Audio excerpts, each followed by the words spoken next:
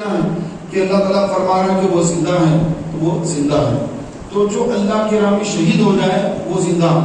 تو امام حسین سید الشہداء ہے, تمام شہداء کے آپ سید ہیں, آقا ہیں, سردار ہیں. تو ان کی شہادت اور ان کی جو زندگی ہے, ان کی جو حیات ہے, تو اس کا ہم کبھی تصور ہی نہیں کر سکتے کہ یزیدیوں نے جب امام حسین کے سر مبارک کو نیزے پہ بلند کیا تو امام کا سر مبارک نیزے پر بلند ہے اور قرآن پاک کی تلاوت کر رہا ہے. قرآن کی تلاوت نیزے پر سر امام تلاوت کر رہا ہے. تو آپ اندازہ لگائیے کہ امام کی کیسی حیات ہے, کیسی اللہ تعالیٰ نے ان کو زندگی عطا فرمائی. اور یزید اس کی نسل ختم ہو گئی, اس کا آج کوئی نام نہیں رکھتا. آج غلام حسین کروڑوں نظر آئیں گے لیکن غلام یزید کوئی نظر نہیں آئے گا. کیوں؟ اِنَّا أَعْطَيْنَاكَ الْكَوْثَرَ فَصَلِّ لِرَبِّكَ وَانْحَرْ إِنَّ شَانِئَكَ هُوَ الْأَبْتَرُ. کہ حبیب آپ کا جو دشمن ہے تو وہ ختم ہو جائے گا, اس کی نسل ختم ہو جائے گی. تو نبی کا جو دشمن ہے, جو آل نبی کا دشمن ہے, اللہ اس کی نسل کو بھی ختم کر دے گا.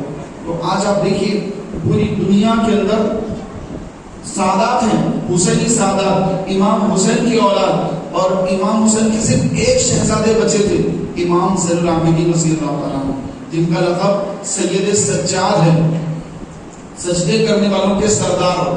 اتنے سجدے, آپ کا لقب ہی سجاد پڑ گیا. سجاد کے معنی زیادہ سجدے کرنے والا. تو آپ ایک ہی بچے تھے جو کربلا کے میدان میں بیمار تھے. اس وجہ سے امام نے آپ کو میدان کربلا میں جانے کی اجازت دے دی, میدان کارزار میں جانے کی اجازت نہ دی, اور اپنے سینے سے لگا کے فرمایا تھا کہ بیٹا میری نسل تجھی سے چلے گی اور قیامت تک کبھی منقطع نہ ہوگی. تو آج آپ دیکھیں الحمدللہ نہ صرف ہندوستان بلکہ پوری دنیا کے اندر حسینی سادات موجود ہیں اور قیامت تک رہیں گے. آپ علیہ السلام نے فرمایا دو چیزیں چھوڑ کر جا رہا ہوں, ایک قرآن, ایک میری اہل بیت. اس کو تھامے رہو گے کبھی گمراہ نہیں ہوں گے. اور کل قیامت کے دن قرآن اور اہل بیت دونوں ایک ساتھ میرے حوض پر آئیں گے. سبحان اللہ. تو اہل بیت صبح قیامت تک رہیں گے, ان کو کوئی ختم نہیں کر سکے گا. اور ان سے جو محبت کرے گا, فرمایا علیہ السلام نے کہ میری اہل بیت کسی نوح کے مثل ہیں کہ جو ان سے محبت کرے گا اس کا بیڑا پار ہوگا, اور جو ان سے دشمنی عداوت رکھے گا وہ غرق ہوگا, وہ ڈوب جائے گا. اس کا ڈوبنا جہنم کی آگ میں ڈوبنا ہے. محترم بھائیوں, ہم سنی مسلمان ہیں.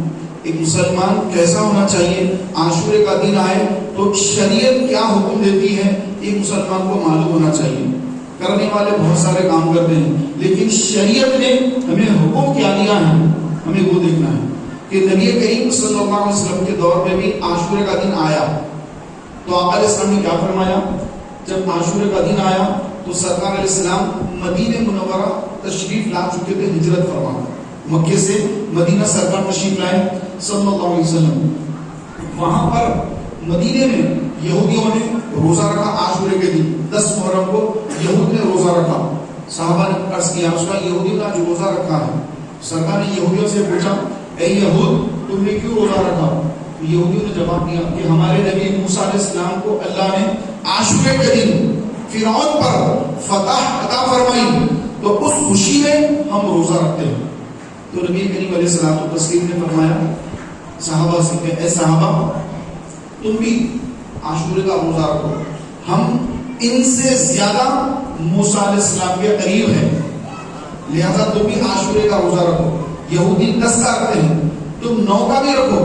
اگر 9 کا نہ رکھ سکو تو پھر 11 کا رکھو. 9-10 یا 10-11. تو 10 کا روزہ رکھو, ساتھ میں کوئی روزہ اس لیے ملاؤ کیونکہ یہودی ایک دن کا رکھتے ہیں تو ان کی شباہت نہ ہو جائے, ان کی مشابہت نہ ہو جائے. تو تم اپنی شناخت الگ رکھو کہ یہودیوں سے تمہاری شناخت الگ ہونی چاہیے, عبادت میں بھی الگ ہونا چاہیے, ہر چیز میں تمہاری شناخت الگ ہو. تو قیامت تک یہ مسئلہ سرکار نے سامنے فرما دیا کہ جو اہل محبت ہے, سرکار کے چاہنے والے ہیں, شریعت کے عمل کرنے والے ہیں, ان کی شناخت الگ ہو, ممتاز ہو, سب سے ہٹ کر ہو. تو یہ دور حاضر میں کوئی یہ لباس پہنا ہوا ہے، محرم آ گیا کوئی وہ لباس پہن لیا، کوئی یہ پہن لیا، کوئی یہ کر رہا کوئی وہ کر رہا، تو ہماری شناخت الگ ہو، اہل سنت و جماعت ہماری شناخت بالکل الگ ہو، ہم لوگوں کو بتا دیں کہ ہم اس طرح کا شریعت کے مخالفت والا کام نہیں کرتے ہیں، بلکہ وہی کرتے ہیں جو امام حسین رضی اللہ تعالیٰ نے میدان کربلا میں کیا، کہ یزید جو چاہتا تھا کہ حضور کی شریعت کو بدل کے رکھ دے، امام حسین نے اس کو روکا اور خود شہید ہو گئے، لیکن نانا جان کی شریعت کو بچائے۔ تو شریعت یہ سب سے پہلے ہے، آپ اس کو سمجھ لیجیے، رسول پاک علیہ السلام کی شریعت یہ سب سے پہلے ہے۔ حسین نے اسی لیے اپنی جان قربان کر دی، امام حسین نے کیوں شہادت حاصل کی؟ نانا کے دین کو بچانے، ورنہ قیامت تک اس دین کے اندر نئے نئے کام نکل جاتے ہیں، لوگ گمراہ ہو جاتے ہیں۔ لیکن آج آپ دیکھیں کہ امام حسین کا نام لے لے کر کتنے لوگ نئے نئے کام شروع کر دیے ہیں، جن کاموں سے امام حسین نے روکا۔ کہ جب آپ میدان میں تشریف لا رہے تھے تو فرمایا تھا امام نے کہ جب میں جاؤں شہید ہو جاؤں، جامی شہادت نوش کر لوں، تو ماتم مت کرنا، نوحہ مت کرنا، اپنا سینہ مت پھاڑ، سینے پہ ماتم جو کر دیں، یہ ماتم سے منع کیا، نوحہ کرنے سے منع کیا۔ لیکن آج وہی سب کچھ چل رہا ہے اور لوگ اس کو دیکھنے بھی جا رہے ہیں۔ تو محترم بھائیوں، یہ جو عاشورے کا دن ہے، یہ رسول پاک علیہ السلام کے اس دور میں اس دن مسلمان، سارے مسلمان روزہ رکھا کرتے ہیں۔ الحمدللہ آج بھی سنی مسلمان روزہ رکھتے ہیں، اور ایک دن کا نہیں رکھتے بلکہ 2 دن کا رکھتے ہیں۔ یہی ہمارے آقا علیہ السلام کی تعلیمات ہے۔ تو ایک تو یہ ہے کہ عاشورے کے دن ہم نے روزہ رکھنا ہے۔ اب دوسرا یہ ہے کہ عاشورے کا دن بڑا اہم ترین دن ہے۔ فرمایا گیا کہ دنیا میں جتنے پانی ہیں، ہر پانی میں آب زمزم ملا دیا جاتا ہے۔ تو جو بندہ آج غسل کرے گا، آنے والے سال تک بلاؤں سے، بیماریوں سے محفوظ رہے گا، اس کا جسم سلامت رہے گا۔ اس عقیدے کے ساتھ نہ ہے کہ آج عاشورے کا دن ہے اور رسول پاک علیہ السلام نے عاشورے کے بڑے فضائل بیان کیے ہیں، اور میں بھی انہیں فضائل کو مانتا ہوا میں بھی آج غسل کر رہا ہوں۔ اللہ تعالیٰ اس پانی میں بھی زمزم کو ملایا ہے، اور اس زمزم کی برکت سے اللہ مجھے ہر بیماری سے شفا دے گا۔ اور فرمایا آنکھوں میں سرما لگایا کریں، کہ عاشورے کے دن جو بندہ آنکھوں میں سرما لگائے گا تو آنے والے سال تک اس کی آنکھوں میں کبھی کوئی بیماری پیدا نہیں ہوگی۔ سبحان اللہ۔ صدقہ کریں، خیرات کریں، علماء کی زیارت کریں، علماء کے چہرے کو دیکھنا بھی فرمایا عبادت ہے۔ اور فرمایا کہ 1000 مرتبہ سورۃ الاخلاص قل هو اللہ احد، یہ بھی آج کے دن پڑھا جائے اور غریبوں کی مدد کی جائے، صدقہ خیرات کیا جائے۔ تو یہی کام کرنے کے ہیں، اور کم از کم سورہ بقرہ کی 10 آیتیں پڑھ لیں، ایک یاسین پڑھ لیں، اتنا یہ کم سے کم ہے۔ جتنا زیادہ آپ ذکر و اذکار کریں گے سبحان اللہ اتنا اچھا ہے۔ جیسے ذکر حسین میں آ گئے ہیں، تاجدار کربلا کانفرنس میں آ گئے ہیں، یہ بھی اللہ کا ذکر ہے، کیونکہ نبی کا جو ذکر ہے یہ عبادت ہے، اور اولیاء کا ذکر گناہوں کا کفارہ ہے۔ ہم تو نبی اور آل نبی کا ذکر کر رہے ہیں، ذکر حسین کر رہے ہیں۔ تو یہ آپ کا آنا، ہم سب کا یہاں پر آنا بیٹھنا، الحمدللہ یہ ظہر سے لے کر کے افطار تک یہاں رہنا، یہ ہماری بہت بڑی سعادت مندی ہے۔ اللہ تعالیٰ ہماری حاضری کو قبول فرمائے۔ محترم بھائیوں، آج چونکہ 10 محرم ہے، 9 محرم کو سن 6 ہجری میں، 6 ہجری 9 محرم کو ایک جنگ ہوئی، اور اس جنگ کو کہتے ہیں غزوہ خیبر، خیبر کی جنگ، غزوہ خیبر۔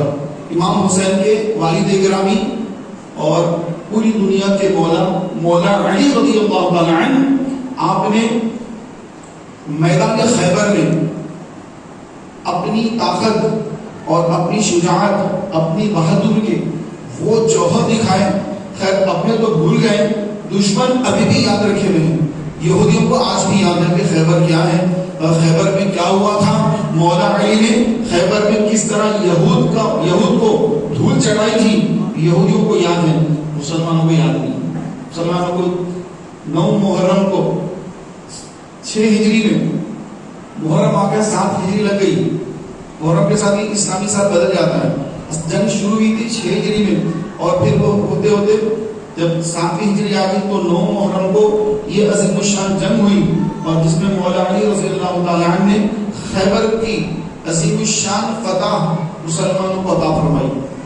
یہ عظیم الشان جنگ محترم بھائیوں محرم کی 9 تاریخ کو ہوئی، لیکن 9 محرم کو ہمارے پاس کربلا کے واقعات تو بیان ہوتے ہیں، لیکن کربلا میں شہید ہونے والے امام حسین کے والد مولا علی رضی اللہ تعالیٰ ان کا بھی یہ دن 9 تاریخ 9 کو انہوں نے ایسی عظیم الشان فتح انہوں نے کرائی اسلام کی کہ اس کے بعد پورے عرب سے جزیرہ عرب سے یہود کا خاتمہ ہو گیا، اسلام کے راستے کھل گئے، بہت بڑی جنگ ہوئی، اور یہودیوں نے سمجھ لیا کہ اب جزیرہ عرب میں ہمارے لیے کوئی جگہ نہیں، کیونکہ مولا علی کی جو مار تھی ان کے اوپر کہ وہ اتنی کاری ضرب تھی، یہودی آج بھی اس ضرب سے تڑپتے ہیں، چلاتے ہیں، پلے کارڈ تھام کر اسرائیل کے اندر یورپ کے اندر لکھ کر مسلمانوں کو بتاتے ہیں کہ خیبر یور لاسٹ چانس، خیبر یہ آپ کی آخری جیت ہے، اس کے بعد آپ کی کوئی جیت نہیں، اس کے بعد ہم یہودیوں کا راج ہے۔ تو آج آپ دیکھیں کہ آج مسلمان کس حال میں ہیں اور یہودی کیسے ہیں۔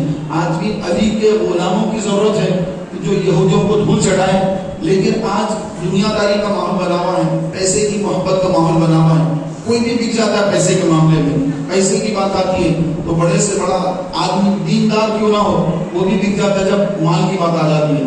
تو ہم یہ سب کام کر نہیں سکتے، ہم تو صرف بولنے اور سننے والے لوگ ہیں، تو کم از کم ہم اتنا تو کر لیں کہ ہمارے آقا و مولا صلی اللہ علیہ وآلہ وسلم نے جو صحابہ کو تربیت دی، اہل بیت کی جو آپ نے وہاں پر خیبر میں مولا علی کو جو آپ نے پرچم عطا فرمایا، اس کے کچھ واقعات سن کر ہم بھی اپنے اندر ایمانی جذبے کو پیدا کریں، ہم بھی اپنے اندر کچھ اسلام کی محبت کو پیدا کر کے کچھ اسلام کے لیے قربانی دینے کا ذہن بنائیں۔ ویسے ماشاءاللہ جن کا جذبہ ہوتا ہے ایسے لوگ مسجدوں میں آتے ہیں، ویسے آج بھی کئی لوگ ایسے ہیں جو ادھر ادھر گھوم پھر رہے ہیں، ان کو مسجد میں بھی سمجھ میں نہیں آتا کہ آج محرم ہے، 10 محرم ہے، ذکر حسین اللہ کے گھر میں جا کے کرنا سننا ہے، امام حسین کا ذکر کرنا ہے۔ بیچارے امام مسجدوں کو چھوڑ کر وہ جو ماتم وغیرہ دیکھنے چلے جاتے ہیں، پتہ نہیں وہ کیا کام کرتے ہیں، لیکن اللہ کا شکر الحمدللہ ہم مسجد میں اللہ کے گھر میں ہیں۔ انشاءاللہ تبارک و تعالی ہم اہل بیت کا ذکر کریں گے، اور انشاءاللہ الرحمن اہل بیت کی محبت ہمارے ایمان کی سلامتی ہوگی اور ہمارے جنت میں داخل ہونے کی ضمانت ہوگی انشاءاللہ۔ محترم بھائیو، یہود ان کا ایک گڑھ تھا جو خیبر تھا، جس میں 8 قلعے تھے، 8 قلعے خیبر کے اندر، اور اس میں سب سے بڑا قلعہ تھا قلعہ خموس، یہ سب سے بڑا قلعہ تھا، اور اس قلعے کا جو ہیڈ تھا سپہ سالار تھا، اس کا نام تھا مرحب، اور پورے عرب میں مشہور تھا کہ وہ 1000 جوانوں پر بھاری، 1000 جوان پر وہ اکیلا شخص بھاری ہے۔ یہ خیبر کے لوگوں کو معلوم تھا، عرب کے لوگوں کو معلوم تھا، اور وہ قلعہ خموس کا سردار تھا۔ اور ایک قبیلہ تھا بنی غطفان، یہ کفار و مشرکین کا، عرب کا قبیلہ مشرکین کا قبیلہ تھا۔ تو یہودیوں نے سوچا کہ کیوں نہ ہم مدینے جا کر مدینے کی اینٹ سے اینٹ بجا دیں اور مدینے والوں کا قتل عام کر کے اسلام کو ختم کر دیں۔ یہودیوں نے پلان بنایا اور 14,000 لوگوں کو جمع کر لیا، جس میں بنی غطفان کے جنگجو جو عرب کے ماہر جنگجو تھے، اس قبیلے کے لوگوں کو بھی انہوں نے شامل کر لیا، اور اس کے بعد چاہا مدینے پہ حملہ کر دیں گے۔ 14,000 کا لشکر تیار ہے خیموں کے اندر، ان کی پلاننگ چل رہی ہے کب جا کے مدینے پہ حملہ کرنا ہے۔ تو مدینے سے خیبر 300 کلومیٹر ہے، بولیے کتنے کلومیٹر ہے؟ 300 کلومیٹر۔ اب یہ کو سفر کر کے مدینے پہ حملہ کرنا ہے، لیکن اللہ نے اپنے پیارے حبیب کو اس کی خبر دے دی۔ سرکار علیہ السلام نے صحابہ کو جمع کیا اور فرمایا کہ اے صحابہ، یہود بنی غطفان کو جمع کر کے مدینے پہ حملہ کرنا چاہتے ہیں، تمہاری کیا رائے ہے؟ تو مسلمانوں نے، صحابہ نے عرض کی یا رسول اللہ، اس سے پہلے کہ وہ مدینے پہ حملہ کریں ہم خیبر پہ حملہ کر دیں گے۔ صحابہ تیار ہو گئے، 1600 مسلمان، صرف 1600، وہاں پہ 14,000 کا لشکر ہے، یہاں مسلمان 1600 مسلمان ہیں، 1600 مسلمان تیار ہو گئے، ہتھیار اٹھا لیے اور رات کو رات نکل کر خیبر کی طرف چل پڑے۔ آقا علیہ السلام تشریف فرما ہے، 1600 صحابہ ہاتھوں میں ہتھیار لے کر نکل کر سیدھے پہنچے خیبر۔ جب سرکار خیبر کی وادیوں میں داخل ہو رہے ہیں تو خیبر کے یہودی اپنے کھیتوں میں کام کر رہے تھے، کھیتوں میں کام چل رہا ہے، کھیتی کر رہے ہیں. یہودیوں نے دیکھا کہ یہ کیا ہو رہا ہے، یہ دھول کہاں سے اڑ رہی ہے، کون لوگ آ رہے ہیں. جب انہوں نے غور کیا تو دیکھا کہ تو مسلمان آ رہے ہیں اور مسلمانوں کے نبی محمد صلی اللہ علیہ وسلم آ رہے ہیں. یہودیوں نے کھیتوں میں کام کرنا چھوڑ دیا، نکل کر بھاگے خیبر کے قلعے کی طرف، قلعے کے اندر جا کر شور مچا دیا، مسلمان آ گئے، مسلمان آ گئے، محمد آ گئے. کسی کی خیر نہیں، بند کرو دروازے. تو یہودیوں نے جب چلانا شروع کر دیا تو سارے فوجی گھبرا گئے، مذہب گھبرا گیا، سیدھے سادہ سب گھبرا گئے کہ یہ کیا ہو گیا. ہم مدینے پہ حملہ کرنا چاہتے تھے، ہم سوچ رہے تھے کہ مدینے پہ حملہ کرنا ہے، فوج کو جمع کر رہے تھے، یہ کیا ہوا کہ محمد خود یہاں پر آ گئے. یہ کیسے معلوم، کس کو کیسے معلوم کیا محمد کو، یہ ہم کو کیسے خبر ہو گئی کہ وہ ہم پہ حملہ کر دیے، یہاں تک آ گئے. گھبرا گئے، دروازے بند کر لیے، قلعے کے دروازے انہوں نے بند کر لیے. سرکار صلی اللہ علیہ وسلم نے وہاں کچھ اشعار پڑھے اور اشعار کا ترجمہ یہ ہے کہ جب مسلمان کسی ظالموں کے پاس آتے ہیں تو ظالم اسی طرح گھبراتے اور ڈرتے ہیں. ظالم فرمایا کیونکہ وہ ظلم کرتے تھے، زیادتی کرتے تھے اور معاہدہ کر کے معاہدہ توڑ دیا کرتے تھے، خائف رہتے تھے، تکلیف پہنچاتے لوگوں کو، ظلم زیادتی کرتے.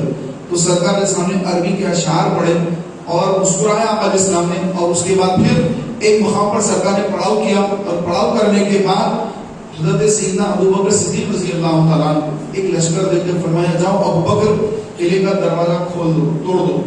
تو حضرت ابو بکر صدیق رضی اللہ تعالیٰ دیگر مسلمان پہلے ایک چھوٹا قلعہ فتح کر لیے، ایک قلعہ فتح ہو گیا اور ایک قلعہ فتح ہو گیا، دو قلعے فتح ہو گئے. آقا علیہ السلام نے فرمایا اب بڑا قلعہ ہے، قلعہ خاموس، اور اس کا جو سپہ سالار ہے، اس کا جو صدر ہے وہ مرحب ہے اور وہ بہت بڑا جنگجو ہے.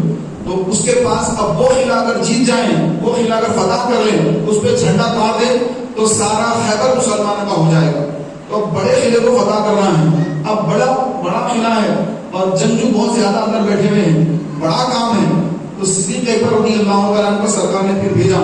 تو آپ صدیق اکبر گئے اور زبردست حملہ کیا، زبردست حملہ کیا. اور مرحب وہاں سے اس نے بھی اپنی فوج کو تیار کیا اور وہ لوگ وہاں سے تیر پھینک رہے ہیں، تیر چلا رہے ہیں، ادھر سے مسلمان بھی تیر چلا رہے ہیں. کئی مسلمان زخمی اور کئی مسلمان شہید ہوئے. شام تک جنگ ہوئی لیکن کامیابی حاصل نہ ہو سکی. دوسرے دن سرکار نے فرمایا اے عمر آج تم جاؤ. تو عمر اپنی جلالت اور اپنے لشکر کو لے کر، ایک بھاری لشکر کو لے کر قلعے پہ حملہ کر دی اور زبردست حملہ کیا آپ نے. پھر وہاں سے بھی ڈیفنس ہو رہا ہے، ادھر سے بھی تیر چل رہے ہیں، ادھر سے بھی تیر، ادھر سے تیر، یہاں تک کہ شام ہو گئی، رزلٹ نہیں آیا. حضرت عمر فاروق اعظم واپس تشریف لے آئے. اب آپ علیہ السلام کی بارگاہ میں صحابہ جمع ہوئے، عشاء کا وقت ہے، صحابہ جمع ہو گئے کہ یا رسول اللہ تقریباً 39 دن ہو گئے، 39 days، 39 دن ہو گئے. ایک روایت میں 20 دن بھی لکھا ہوا ہے، تو 20 کے 39 دن ہو گئے تو ابھی تک فتح نہیں ہوئی. اور خیبر میں اتنی سخت گرمی ہے، یہ گرمی بڑی سخت ہے، ہم یہاں پر بڑی شدت کی گرمی محسوس کر رہے ہیں. یا رسول اللہ یہ خلاف کب فتح ہوگا؟ یا رسول اللہ یہ خیبر کا خلاف کب فتح ہوگا؟ اتنے دن گزر گئے یہاں پر. آقا علیہ السلام نے فرمایا کہ اے صحابہ کل صبح فجر میں جھنڈا ایک ایسے شخص کے ہاتھ میں دوں گا جس کے ہاتھ پہ اللہ نے فتح رکھی ہے. اور اس کی اور ایک خوبی یہ ہے کہ اللہ اس کے رسول اس سے محبت کرتے ہیں. پھر اور ایک خوبی اس کے اندر یہ بھی ہے کہ وہ اللہ اس کے رسول سے محبت کرتا ہے. سبحان اللہ. یہ تین چیزیں بتائی آپ علیہ السلام نے کہ اللہ اس کے رسول اس سے محبت کرتے ہیں اور وہ اللہ اس کے رسول سے محبت کرتا ہے اور اس کے ہاتھ پہ اللہ نے خیبر کی فتح رکھی ہے. صحابہ کرام بے چین کون ہے. حضرت عمر فاروق اعظم رات بھر عشاء کے بعد آپ کو نیند ہی نہیں آئی، صبح ہو گئی کہ کاش سرکار صبح وہ جھنڈا مجھے عطا فرمائے. کئی صحابہ کی یہ تمنا ہے صبح ہو جائے، ہو فجر میں سرکار مجھے جھنڈا عطا فرما دے. صبح ہوئی، نماز فجر سرکار نے امامت فرمائی اور اس کے بعد صحابہ کرام علیہ رضوان کو نظر ڈالی. صحابہ کے ٹھہر گئے کہ شاید سرکار میرا نام لے لیں. سب گردن اٹھا کے ٹھہرے کہ شاید سرکار اب میرا نام لے لیں، میرا نام لے لیں. سرکار نے اپنی نظر مبارک صحابہ کے جھرمٹ پہ دوڑائی اور اس کے بعد فرمایا علی کہاں ہے؟ سبحان اللہ، فرمایا علی کہاں ہے؟ صحابہ نے اس کی یا رسول اللہ علی کی آنکھوں میں درد ہے، آنشوں میں چشم یعنی آنکھوں کی تکلیف ہے اور ان کو بخار نہیں ہے۔ سرکار علیہ الصلوۃ والسلام نے فرمایا وہ جس حال میں ہو علی کو میرے پاس لاؤ۔ چنانچہ صحابہ کرام مولا علی کو لے کر حضور کی بارگاہ میں آئے۔ حضرت علی نے عرض کی یا رسول اللہ میری آنکھوں میں درد ہے اور مجھے بخار ہے۔ سرکار علیہ السلام نے اپنا لعاب رہن، اپنا تھوک مبارک لعاب رہن مولا علی کی آنکھوں میں لگایا۔ سبحان اللہ، آنکھوں میں لگانا تھا۔ حضرت علی نے عرض کی یا رسول اللہ میری آنکھیں بالکل روشن ہو گئی، آنکھوں کی ساری تکلیف ختم ہو گئی اور ایسا نظر آ رہا ہے کہ جو پہلے مجھے دکھائی دیتا تھا اس سے کہیں اور زیادہ گنا اچھا نظر آ رہا ہے اور آنکھیں صاف ہو گئی ہے۔ پھر آقا علیہ السلام نے علم جھنڈا لے کر آقا علیہ السلام نے مولا علی کو عطا فرمایا، اے علی جاؤ اللہ نے تمہارے ہاتھ میں خیبر کی فتح رکھی۔ سبحان اللہ، مولا علی گئے، جا کر آپ نے قلعے طموس کو اطراف سے گھیر لیا اور اس کے بعد آپ نے للکارا کہ اے قلعے والو، اے مرحب باہر نکل، تجھ سے مقابلے کے لیے علی آیا ہے۔ تو مرحب باہر نکلا، کہا کہ میں مرحب ہوں اور میں 1000 جوانوں پر بھاری ہوں اور یہ سارا خیبر جانتا ہے، سارا خیبر جانتا ہے کہ میں کون ہوں اور میں کیسی جنگ لڑتا ہوں۔ 1000 آدمی میرے سامنے ٹک نہیں سکتے، 1000 آدمی کو قتل کرتا ہوں اور میں قتل ہی جانتا ہوں، مرنا نہیں جانتا۔ اب اس نے اپنی باتیں شروع کر دی تو مولا علی رضی اللہ تعالی عنہ اب آپ نے اس کے ان الفاظ کا جواب دیا، فرمایا کہ اے مرحب سن، میرا نام حیدر ہے، میری ماں نے میرا نام حیدر رکھا ہے۔ حیدر وہ شیر کو کہتے ہیں جو اپنے شکار پر جب حملہ کرتا ہے تو رحم نہیں کرتا، حملہ کرتا ہے تو رحم نہیں کرتا اپنے دشمن پر، وہ شیر وہ نام میری ماں نے رکھا ہے۔ یہ اس کا آپ نے جواب دیا۔ اس کے بعد مرحب یہ باتیں سن کر تاب نہ لا سکا کیونکہ اس کو صرف بولنے کی عادت ہے، سننے کی عادت نہیں۔ تو جب اس نے سنا کہ میرے سامنے کسی نے بولا ہے تو انہیں بولا کہ 1000 آدمی میرے سامنے ٹھہرتے گردنیں جھکا کر، اور یہ کون علی ہے کہ مجھے یہ کہہ رہا ہے کہ جب حملہ کرتا ہے تو رحم نہیں کرتا۔ تو تلوار نکالی، اس نے نکال کر مولا علی پہ حملہ کی۔ مولا علی شیر خدا نے اس کے حملے کو روکا اور اس کے بعد علی نے اپنی تلوار ذوالفقار نکالی اور اللہ کا نام لے کر ایک ہی بار اس کے سر پر کیا تو وہ جو ٹوپی اس نے پہنی لوہے کی ٹوپی، وہ لوہے کی ٹوپی پر مولا علی کی تلوار ذوالفقار جب پڑی تو ٹوپی پھٹ گئی اور تلوار نیچے اتر گئی، اس کا سر پھاڑتے ہوئے، اس کے دانت پھاڑتے ہوئے گلے تک آ گئی اور مرحب تڑپ آواز زمین پہ آیا اور ہل کر تڑپ کر وہیں ڈھیر ہو گیا۔ مولا علی رضی اللہ تعالیٰ عنہ نے نعرہ لگایا، یہودیوں نے دیکھا کہ ہمارا سردار ایک ہی بار میں ختم ہو گیا، انہوں نے دیکھا کہ یہ مرحب کا حل ہوا تو ہمارا کیا ہوگا؟ یہودیوں نے کہا حملہ کر دو علی پر، سب مل کے حملہ کر دو۔ سب نے حملہ کر دیا۔ اب حضرت علی رضی اللہ تعالیٰ عنہ آپ اپنی تلوار کے جوہر دکھانے لگے۔ آپ نے ایسے تابڑتوڑ حملے کیے یہودیوں پر کہ یہودی گھبرا گئے، ادھر وار کرتے، پھر گھوڑا ادھر دوڑاتے، ادھر وار کرتے، ادھر پلٹتے، ادھر پلٹاتے، تلوار کو پلٹا پلٹا کر اس قدر حملے کرتے کہ یہودی اتنے یہودی آپ کو سنبھال نہیں پا رہے ہیں۔ تابڑتوڑ حملے کے پیچھے حملہ، حملے کے پیچھے حملہ، یہ تلوار اس کو مارا، پھر پلٹا کے ادھر مارا، پلٹا کے ادھر مارا، گھوڑا ادھر سے دوڑا۔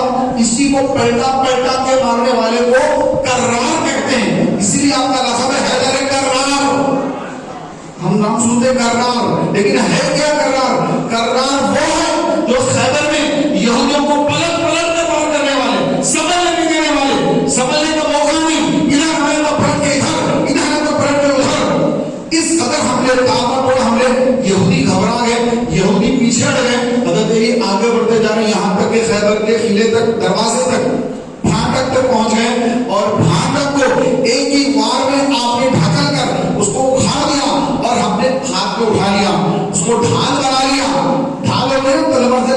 سامنے ڈھال ہوتی ہے، تیر آئے اس کو روکنا ہے، تلوار ہے اس کو روکنا ہے، نیزے کو روکنا ہے، اس کے ڈھال ہوتی ہے فوجیوں کے ہاتھوں میں. مولا علی کی ڈھال کیا ہوگی؟ قلعے کا دروازہ.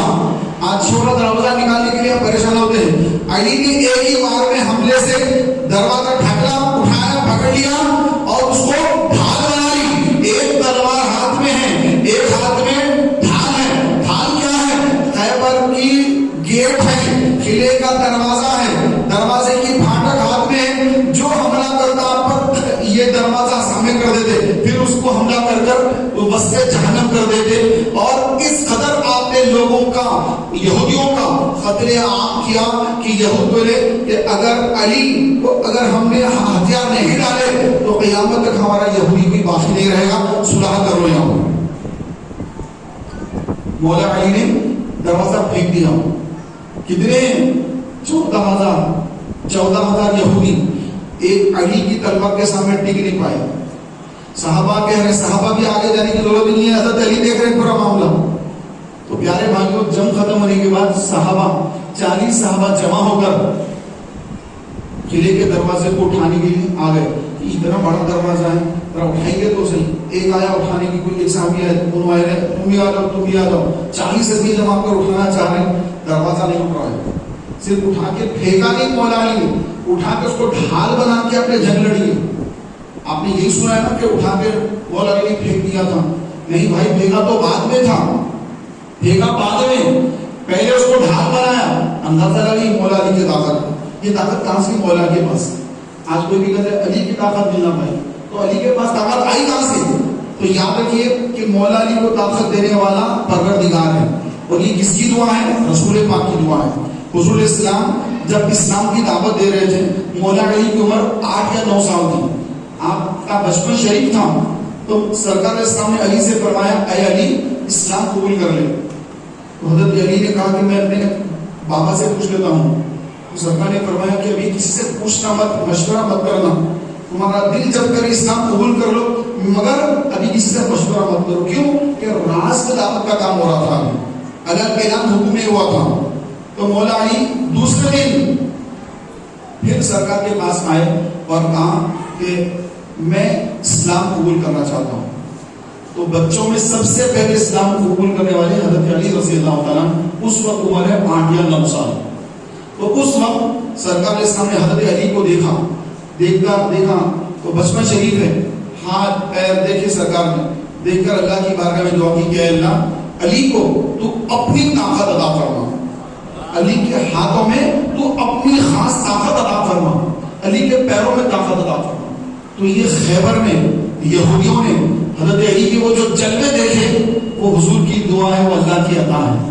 پیارے بھائیوں، حضرت علی رضی اللہ تعالیٰ عنہ کو اللہ نے وہ طاقت دی کہ کسی شاعر نے کیا خوب کہا، شاہ مرداں شیر یزداں قوت پروردگار، لا فتح الا علی لا سیف الا ذوالفقار. کہ مردوں میں علی کے جیسا کوئی مرد نہیں، اور یہ اللہ کا شیر ہے، شیر یزداں، اللہ کا شیر. اور کس کی طاقت ہے؟ قوت پروردگار. یہ اللہ کی طاقت سے لڑتے ہیں، ان کے پاس ہاتھوں میں اللہ کی طاقت ہے. لا فتح الا علی، علی کے جیسا کوئی فاتح نہیں. لا سیف الا ذوالفقار، ذوالفقار کی جیسی کوئی تلوار نہیں. تلوار کو اس کا حق بھی ادا کرے، تلوار تو ہے حق ادا کرنے والی ہونا، تو وہ ذوالفقار ایسی ہے کہ حق ادا کرنے والی ہے. اس لیے فرمایا لا سیف الا ذوالفقار، تلوار کوئی نہیں مگر ذوالفقار ہے جو حق ادا کرتی. اور وہی تلوار امام حسین میدان کربلا میں آ کر اسی تلوار سے کوفیوں کو وسط جہنم فرمایا تھا. 72 نفوس اور 22,000 کا لشکر، 72 مسلمان اور 22,000 یزیدی مسلمان. وہ بھی اپنے مسلمان کہتے تھے. نماز ادھر بھی ہو رہی ہے، نماز ادھر بھی ہو رہی ہے. ادھر تعداد تھوڑی ہے، امام حسین ہیں، امامت کرنے والے حسین ہیں، اور ادھر 22,000 نماز پڑھ رہے وہ بھی. اور ان کا امام کون ہے؟ ابن زیاد. ابن زیاد امامت کر رہا ہے. نماز ادھر بھی ہو رہی ہے، وضو ادھر بھی ہو رہا ہے. وضو نہیں، پانی بند کر دیا گیا. امام حسین तयम्मुम करके नमाज पढ़ रहे हैं। इमाम हुसैन इधर नमाज पढ़ रहे हैं, यजीद उधर नमाज पढ़ रहे हैं। पांच लोग देख के अगर सोचे भाई तादाद तो उधर ज्यादा है, तादाद तो उधर ज्यादा है, तो तादाद पे मुसलमान नहीं जाते कभी। फिर मक्के में इतने मुसलमान नमाज पढ़ रहे हैं, मक्के में नमाज नहीं होती बोलते ना, फिर इतने लोग नमाज पढ़ रहे हैं, सबकी नमाज नहीं होगी क्या? तो इमाम हुसैन के चाहने वाले करबला के मैदान में बता दिए कि जो हक पे होते हैं वो 72 ही होते हैं, लेकिन 22,000 के लश्कर पर भारी होते हैं। बज़ाहिर उन्होंने इमाम हुसैन को शहीद किया, लेकिन अल्लाह ने उनको मिटा दिया, उनकी नस्लों को खत्म कर दिया अल्लाह ताला ने। मोहतरम भाइयों, यही मामला है कि अगर आप ज्यादा तादाद को देखे समझें कि वो हक पर है तो नहीं। यहूद नसारा आज अगर आप देखेंगे तो सबसे ज्यादा दुनिया में अगर कोई है नसरानी है, ईसाई है, सेकंड मुसलमान है, ज्यादा ईसाई है। ईसाइयत सही है क्या? नहीं, इस्लाम सही है। तो अलगर्ज खैबर का मैं मामला रख रहा था, खैबर में जो हुआ तो जंग खत्म हो गई और मुसलमान जंग जीत गए। उसके बाद सहाबा करम अलैहिस्सलाम को सरकार ने जमा फरमाया, जमा करके फरमाया कि ए सहाबा, तुम्हारा क्या मशवरा है कि यहूदियों के साथ क्या मामला करें? क्योंकि उस दौर में जंग जीतने वाले सारे अगेंस्ट लोगों को, सामने वाले लोगों को कत्ल कर देते, उनकी औरतें वो जो है इनकी कनीज़ें बन जाती, उनके बच्चों को रख के गुलाम बना लेते, मर्दों को कत्ल कर देते, उनकी जमीनों पे कब्जा कर लेते, उनके माल पे कब्जा कर लेते, उनका सब कुछ खत्म। अब यहाँ पर जो है खैबर के यहूदियों का मामला है और वो ऐसा खिला है कि यहूदी पूरे अब खत्म, यहूदियों की ताकत खत्म, यहूदियों का जोर खत्म, उनकी साजिशें खत्म। अब इस्लाम के लिए पूरे रास्ते खुल गए, इस्लाम के लिए पूरे रास्ते खुल गए। अब इस्लाम की रुकावट में जो एक यहूदियों का रास्ता था वो रास्ता खत्म कर दिया अली ने। अब इस्लाम के लिए सारे रास्ते खुल चुके हैं। सहाबा से सरकार मशवरा करेंगे, ए सहाबा मशवरा तो क्या करेंगे? सहाबा ने कहा या रसूल अल्लाह, ये यहूदी वो कौम है कि इनके साथ हमने मदीने में मुआहदा किया, बनु नुज़ैर, बनु कैनुका, ये कबाइल थे जो मदीने में आबाद थे यहूदियों के। तो इन लोगों ने हुजूर से पहले मुआहदा किया, बाद में जंगे ओहद में अहद शिकनी की और काफिरों के साथ मिलकर मुसलमानों को नुकसान पहुंचाया। उसके बाद सरकार इस्लाम ने इनको मदीने से निकाल दिया था, तो ये यहूदी भी जाकर खैबर में आबाद हो गए थे, खैबर में बस गए थे। तो सरकार इस्लाम से सहाबा ने किया, उसका ये वही यहूदी है जो हमको मदीने में धोखा दिए, अगर इनको छोड़ देंगे तो बाद में ये लोग फिर हमको धोखा देंगे, या रसूल अल्लाह, इनको खत्म कर दिया जाए। सरकार इस्लाम ने यहूदियों से फरमाया कि ए यहूद, मेरे सहाबा ये मशवरा दे रहे हैं कि तुम सबको खत्म कर दिया जाए, बोलो तुम्हारे साथ क्या किया जाए? तो यहूदियों ने कहा कि ए मोहम्मद सल्लल्लाहु अलैहि वसल्लम, आप बड़े रहम दिल हैं, आप रहम करने वाले हैं, आप माफ करने वाले हैं, आप तो अल्लाह के रसूल हैं, आप तो माफ कर देते हैं हर एक को, हर एक दुश्मन को आप माफ कर देते हैं, हम पे रहम करिए, हमको भी माफ कर दीजिए। मिन्नतें समाजतें करने लगे यहूदी। सरकार इस्लाम रहमतुल लिल आलमीन है, आका ने फरमाया जाओ मैंने तुम सबको माफ कर दिया। सरकार ने फरमाया इसके बदले में तुम क्या दोगे? यहूदियों ने कहा इसके बदले में यहाँ जितनी फसलें आती है, क्योंकि उस जमाने में खेत ज्यादा थे, वहां पर फसलें आती थी, खजूर की फसल, गंदुम, जौ बहुत ज्यादा बिकती थी वहां पर खैबर के अतराफ में। यहूदियों ने कहा कि जितनी खैबर में फसलें आती है वो सारी फसलों में से उसको जमा करके हम आधा आपको पेश कर देंगे, आधा हम रख लेंगे। सरकार ने फरमाया ठीक है। सरकार इस्लाम का तरीका था कि जहां पर भी जंग होगी 3 दिन क़याम फरमाते। सरकार ने खैबर में भी 3 दिन क़याम फरमाया। दूसरे दिन एक यहूदी औरत आ गई जिसका नाम ज़ैनब था, थी यहूदन, नाम था ज़ैनब। उस ज़माने में से नाम थे। इमाम हुसैन की साहिबजाद बहन का नाम भी ज़ैनब है, मौला अली की शहजादी का नाम भी ज़ैनब है। तो उस जमाने में अरब के नाम ज़ैनब हुआ करते थे, यहूदन का नाम भी ज़ैनब था।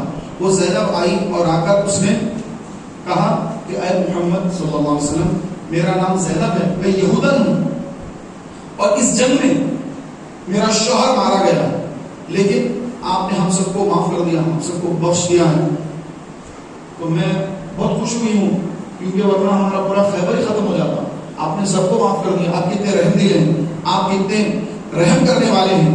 मैं आपकी दावत करना चाहती हूँ, हमारे घर आप तशरीफ लाइए, चंद सहाबा को लेकर मैं आपकी दावत करना चाहता हूँ। आप अलैहिस्सलाम ने उसकी दावत को कबूल फरमा लिया कि ठीक है हम आएंगे। تو کچھ صحابہ کو لے کر سرکار اس یہودن کے گھر تشریف لے گئے، وہ دعوت میں بلائی، سرکار تشریف لے گئے، دستر بچھا، سرکار صلی اللہ علیہ وسلم تشریف فرمائے۔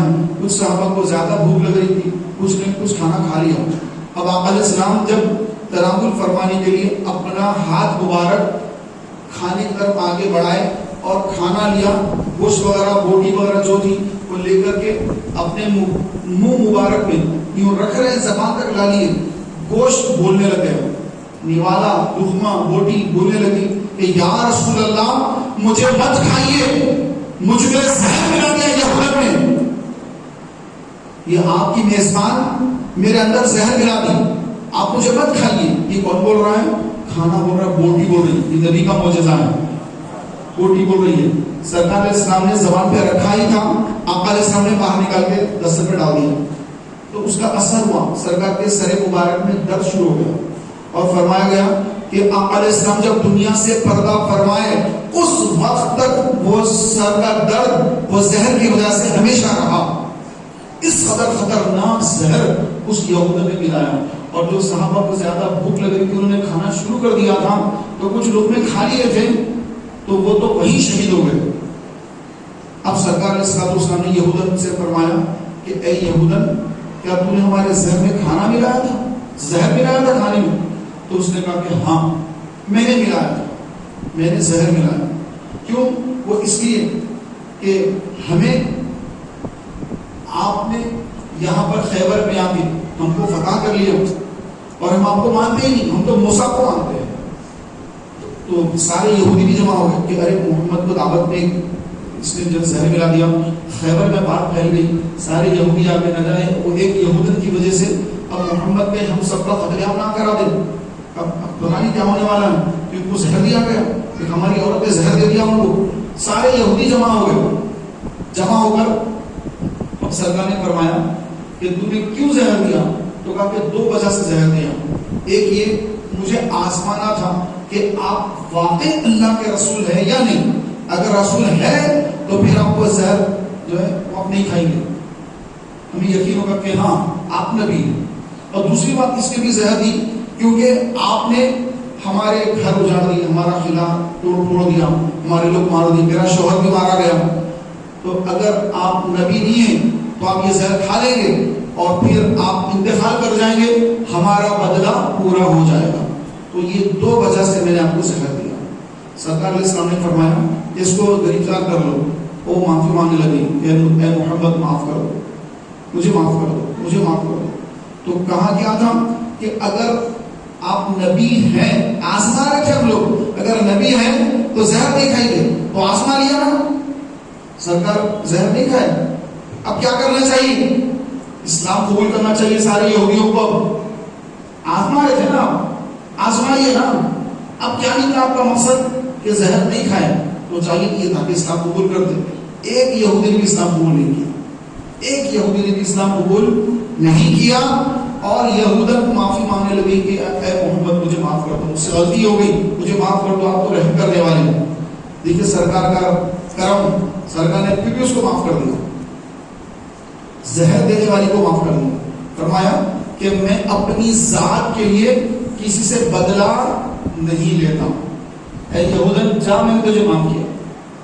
تو یہ سرکار کی عفو و درگزر کی کیفیت ہے کہ زہر دینے والی عورت کو بھی سرکار نے معاف کر دیا۔ پہلے تو یہودیوں کو، اتنی تکلیف دینے والوں کو ان کو پہلے معاف کر دیا، پھر اس یہودن کو بھی معاف کر دیا۔ 3 دن سرکار قیام فرما کر واپس مدینے گئے۔ پھر اگلے سال 1 سال یا فصل آنے کے بعد ابو ذر غفاری رضی اللہ تعالیٰ عنہ کو بھیجا، جاؤ جا کر خیبر سے وہاں کی فصل لے کے آؤ، کہ آدھی فصل دینے کا انہوں نے وعدہ کیا ہے۔ ابو ذر غفاری رضی اللہ تعالیٰ عنہ خیبر آئے اور یہودیوں سے کہا کہ یہود میں مدینے سے آیا، میں صحابی رسول ہوں، مدینے سے آیا ہوں، لاؤ تمہارا اناج جس کا تم نے وعدہ کیا تھا۔ تو یہودی نے کہا کہ ٹھیک ہے، سارا مال جمع کیا، کھجور، جو، گندم، جو تھی سب رکھنے کے بعد ابو ذر غفاری رضی اللہ تعالیٰ نے اس کے برابر 2 حصے کیے۔ ایسا نہیں کہ اچھے اچھے مال نکال کر خراب مال خیبر والوں کو چھوڑ کر اچھا مال لے کر مدینے آ گئے، ایسا نہیں فرمایا، ایسا کام نہیں کیا، بلکہ سارا مال جمع کر کے اس کے 2 حصے کر کے یہودیوں سے فرمایا اے یہود میں نے 2 حصے کر دیے ہیں، اب تمہیں اس میں جو اچھا لگے لے لینا. کیا شان ہے مسلمان کی, سبحان اللہ. جو اچھا لگے لے لینا, اس کے بعد جو تم چھوڑ دو وہ مدینے بھیج دینا. یہ فرما کر اب چلے گئے. یہودی ہکے بکے دیکھتے رہے کہ کیسے لوگ ہیں, کیسے مسلمان, کیسی تربیت ان کی ہے کہ کوئی ایسا کرتا ہے. کوئی جب فاتح بادشاہ ہوتا ہے وہ تو پورا اچھا مال اٹھا لیتا ہے, پورا سب سے اچھی چیز اٹھاتا ہے اور بیکار مال چھوڑ کر جاتا ہے. اور یہ کیسے مسلمان ہیں کہ انہوں نے اچھا پورا جو بھی مال ہے سب برابر برابر کر دیا اور پھر بھیجنے کے لیے کہہ کر چلے بھی گئے.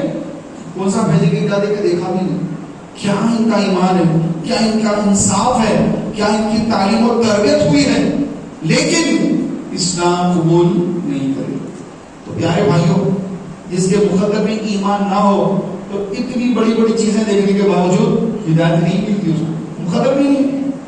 تو اب یہ سوچیں گے کہ سرکار علیہ الصلوۃ والسلام نے فرمایا تھا کہ علی کے ہاتھ پہ اللہ نے خیبر کی فتح رکھی ہے, اللہ نے رکھی ہے. تو پھر جب اللہ نے فتح رکھی ہے تو اتنے مسلمان شہید کیوں ہوئے, اتنے مسلمان زخمی کیوں ہوئے؟ تو محترم بھائیوں, معاملہ یہ ہے کہ اللہ نے خیبر کی فتح رکھ دی ہے. رکھنے کے بعد ایک چیز کا اللہ نے فیصلہ کر دیا, وہ تو ہونا ہے, لیکن اللہ کی مشیت یہ ہے کہ مسلمان بھی میدان میں آئے, قربانیاں دے, زخمی ہو, اللہ کے نام میں شہید ہو, تکلیف اٹھائے, اور اس کے بعد پھر اللہ تعالیٰ نے جو مقدر میں لکھا ہے وہ عطا فرما دے گا. لکھ دیا گیا ہے, لیکن تم کو بھی کوشش کرنی ہے. ابو بکر آئے, عمر آئے, کوششیں کی, زخمی ہوئے, صحابہ شہید ہوئے, پھر علی آئے, اللہ نے علی کے ہاتھ میں فتح رکھی. تو یہ اللہ کا ایک نظام ہے. ہم گھر بیٹھے سب کچھ کریں گے تو نہیں ہوگا. قربانیاں دینی پڑیں گی, میدان میں آنا پڑے گا, تکلیفیں اٹھانی پڑے گی, مشکلیں برداشت کرنی پڑے گی, اور اس کے بعد پھر اللہ نے جو مقدر میں کامیابی, فتح, کامرانی لکھی ہے وہ ضرور عطا ہوگی. ہم بیٹھے بیٹھے گھر میں بولیں گے, دعا کریں گے کہ یا اللہ یہ ہو جائے, یا اللہ یہ ہو جائے, تو اس سے نہیں ہوگا. بلکہ آنا پڑے گا, قربانیاں بھی دینی پڑے گی, تکلیفیں اٹھانا پڑے گا. یہ اللہ کا نظام ہے, اور اس نظام کو اللہ تعالیٰ نے قائم رکھا ہے. آج بھی کوئی نظام ہے. آج بھی اگر ہم جا کر مسجدوں میں دعا کر لیں گے تو نہیں ہوگا, ہم کو بھی میدان میں بھی آنا پڑے گا. جب وقت پڑے گا میدان میں آنا پڑے گا. تو اس کے لیے ہمیں ہمیشہ تیار ہونا ہوگا. محترم بھائیوں, عاشورے کا جو دن ہے وہ دن 10 محرم, قیامت کا دن بھی 10 محرم کو قائم ہوگی. قیامت 10 محرم کو آئی, جمعہ کا دن ہوگا. امام حسین کی شہادت جمعہ کو ہوئی, قیامت بھی جمعہ کو آئے گی, 10 محرم ہی ہوگی. سن کون سا ہوگا وہ اللہ اس کے رسول جانے, اور کوئی نہیں جانے کہ وہ کس سن میں آئے گی, کتنے سال بعد آئے گی, اللہ اس کے رسول کو معلوم. تو عاشورے کا جو دن ہے یہ بہت اہم ترین دن ہے, اور اس دن اللہ تبارک و تعالیٰ آدم علیہ السلام کی بھی توبہ کو قبول فرمایا. نوح علیہ السلام کی کشتی بھی اسی دن پار لگی, موسیٰ علیہ السلام کو بھی فتح نصیب ہوئی, اور بہت سارے ایسے معاملات ہیں جو عاشورے کے دن ہوئے ہیں, اور یہ اللہ کے رسول صلی اللہ علیہ وسلم نے ہمیں خبر دی ہے. یہ دو چیزیں ہوگی. اب امام حسین رضی اللہ تعالیٰ عنہ, آپ کا جو معاملہ ہے وہ اتنا جدا ہے, اتنا جدا ہے, اتنا جدا ہے کہ یہ اس سے پہلے نہ کبھی ہوا, نہ اس کے بعد قیامت کا کبھی ایسا معاملہ ہو سکتا ہے, کیونکہ آل نبی کی جیسی ہستی اس وقت روئے زمین پر کوئی نہ تھی. کہ سیدنا سرکار امام حسین رضی اللہ تعالیٰ عنہ کی جو شخصیت تھی ویسی شخصیت اس وقت روئے زمین پر کوئی نہیں. یزید بن گیا تھا, بادشاہ بن گیا تھا. امیر معاویہ 60 ہجری میں حضرت امیر معاویہ رضی اللہ تعالیٰ کو لقوہ مارا, خارش کا اٹیک ہوا, لقوہ مارا, اور اسی میں آپ کا انتقال ہو گیا. جیسے آپ کا انتقال ہو گیا یزید تخت نشین ہو گیا, بادشاہ بن کر بیٹھ گیا. اب اس کی بادشاہت کو, وہ تو بادشاہ بن گیا, اس کو ڈر نہیں ہے کچھ بھی, بادشاہ فوج اس کے ہاتھ میں, پاور اس کے ہاتھ میں, لیکن اس کی ایک ضد تھی کہ وہ امام حسین کو بھی اپنے ہاتھ پر بیعت کرائے. امام حسین بیعت کرے, اس کے ہاتھ میں ہاتھ دے کر بیعت کرے. تو امام حسین رضی اللہ تعالیٰ مدینے میں ہیں, اور یزید کہاں ہے؟ دمشق میں ہے. کہاں دمشق, کہاں مدینہ, لیکن وہ چاہتا یہ ہے کہ دمشق میں رہ کر مدینے میں رہنے والے امام حسین کی بیعت لے. امام حسین رضی اللہ عنہ کے پاس اس نے قاصدوں کو بھیجا. مروان وغیرہ وہ لوگ آئے اور آ کر کہا اے یزید، اے امام حسین، کہ یزید کہا تھا کہ آپ بیعت کر لیں۔ امام حسین نے فرمایا یزید وہ تو شراب پیتا ہے، وہ تو لوگوں پہ ظلم کرتا ہے، وہ تو نانا جان کے دین کو برباد کرتا ہے، اگرچہ کہ وہ بادشاہ بن گیا لیکن میں اس کے ہاتھ پر بیعت نہیں کروں گا، اپنا ہاتھ اس کے ہاتھ میں نہیں دے سکتا۔ تو سرکار امام حسین واپس جانے لگے تو مروان نے کہا کہ حسین کو جانے مت دو، اگر یہ چلے گیا تو پھر ان کو قتل کرنا بہت بڑی بات ہوگی، لہٰذا ابھی قتل کر دیں کو یہاں پر۔ امام حسین سن لیے، سن کر پلٹے، تلوار نکالی، تلوار پھیرائی آپ نے کہ میں حسین ابن علی بن ابن ابی طالب ہوں، میں کون ہوں؟ میں علی کا بیٹا ہوں، مجھے کون مار سکتا ہے؟ آؤ اسے مقابلہ کرو، مارنا ہے۔ وہ گھبرا گئے کہ حسین نے تلوار نکال لی، ہم تو بول ہی رہے امام نے تلوار نکال لی۔ پھر انہوں نے یوں کر کے بات کو ختم کر دیا۔ امام حسین رضی اللہ تعالیٰ عنہ مدینے میں، آپ مدینے میں ہیں، اور اس کے بعد آپ لوگوں نے کہا کہ حضور آپ بیعت کر لیں، بہت سارے لوگ بیعت کر لیے۔ اسلام بڑا آسان مذہب ہے، دو چیزیں کی اسلام نے، جب ایسا ظالم حکمران مسلط ہوتا ہے تو شریعت اجازت دی کہ چاہے ایک ہے رخصت، ایک ہے عزیمت۔ عزیمت یعنی ٹھہر جانا سامنے نہیں، جیسے امام حسین نے عزیمت کا راستہ اختیار کیا کہ میں نہیں مانتا، جان قربان کر دوں گا، غلط بات تسلیم نہیں کروں گا، غلط کا ساتھ نہیں دوں گا، ساتھ نہیں اس کے ہاتھ پہ بیعت نہیں کروں گا۔ عزیمت کا راستہ، جنگ کا راستہ، مقابلے کا راستہ۔ ایک ہے رخصت کا راستہ کہ اگر کوئی ظالم مقرر ہو گیا، ٹھیک ہے بھائی وہی اس کے ہاتھ پہ بیعت کر لینا، دل سے بیزار ہے لیکن مجبوری حالات ایسے ہیں ہم مقابلہ نہیں کر سکتے، ہم کمزور ہیں، ہمارے چھوٹے بچے ہیں، ہم کا مقابلہ نہیں کر سکتے، ہمیں اتنی طاقت نہیں ہے ابھی فوج کا مقابلہ کر سکیں۔ تو کئی صحابہ کرام علیہ الرضوان نے مجبوری میں یزید کے ہاتھ پر بیعت کر لیا، کئی صحابہ نے بیعت کر لیا، کیا کر سکتے ظالم میں جانے دو۔ امام نے فرمایا کہ نہیں، میں اس کے ہاتھ میں بیعت نہیں کروں گا۔ تو اسلام نے دو راستے رکھے، شریعت نے عزیمت کا راستہ، رخصت کا راستہ۔ کئی لوگوں نے رخصت کا راستہ اختیار کیا، امام حسین نے عزیمت کا راستہ اختیار کیا۔ عزیمت کا راستہ اختیار فرما کر امام حسین رضی اللہ تعالی عنہ میدان میں مدینے سے آپ ہجرت فرما کر مکہ مکرمہ تشریف لے گئے کہ یہاں مدینے میں رہیں گے تو بار بار یہ لوگ آتے رہیں گے۔ صحابہ نے مشورہ دیا کہ آپ مدینہ چھوڑ کر مکہ چلے جائیں، کہ مکے میں عبداللہ ابن زبیر ہے، دیگر صحابہ وہاں پر ہیں، اور مکے تک یہ یزید کے لوگ نہیں آئیں گے تو آپ مدینہ چھوڑ دیجیے۔ صحابہ نے مشورہ دیا، امام حسین مدینہ چھوڑ کر نانا جان کی بارگاہ میں آ کے آخری سلام پیش کیا، مکہ مکرمہ تشریف لے گئے۔ مکہ مکرمہ گئے، اب وہاں پر جانے کے بعد کوفے کے لوگوں نے امام حسین کی بارگاہ میں خط لکھا کہ اے امام حسین، ہم کوفے والے، آپ کے والد گرامی مولا علی کا دارالخلافہ کوفہ تھا، ہم آپ کے والد کے ساتھ بڑے وفادار تھے، تو آپ کے والد کے چاہنے والے ہیں، یزید سے محبت نہیں کرتے، ہم یزید سے تو نفرت کرتے ہیں کیونکہ وہ بڑا خماش ہے، وہ ظالم ہے، وہ قاتل ہے، وہ شرابی ہے، وہ زبردستی ہماری بیعت دینا چاہتا ہے۔ ہم چاہتے ہیں کہ ہم آپ کے ہاتھ پر بیعت کریں، یزید کے ہاتھ پر بیعت نہ کریں۔ آپ کوفہ آئیے۔ ایک خط، دو خط نہیں، 150 خط کوفیوں نے لکھے۔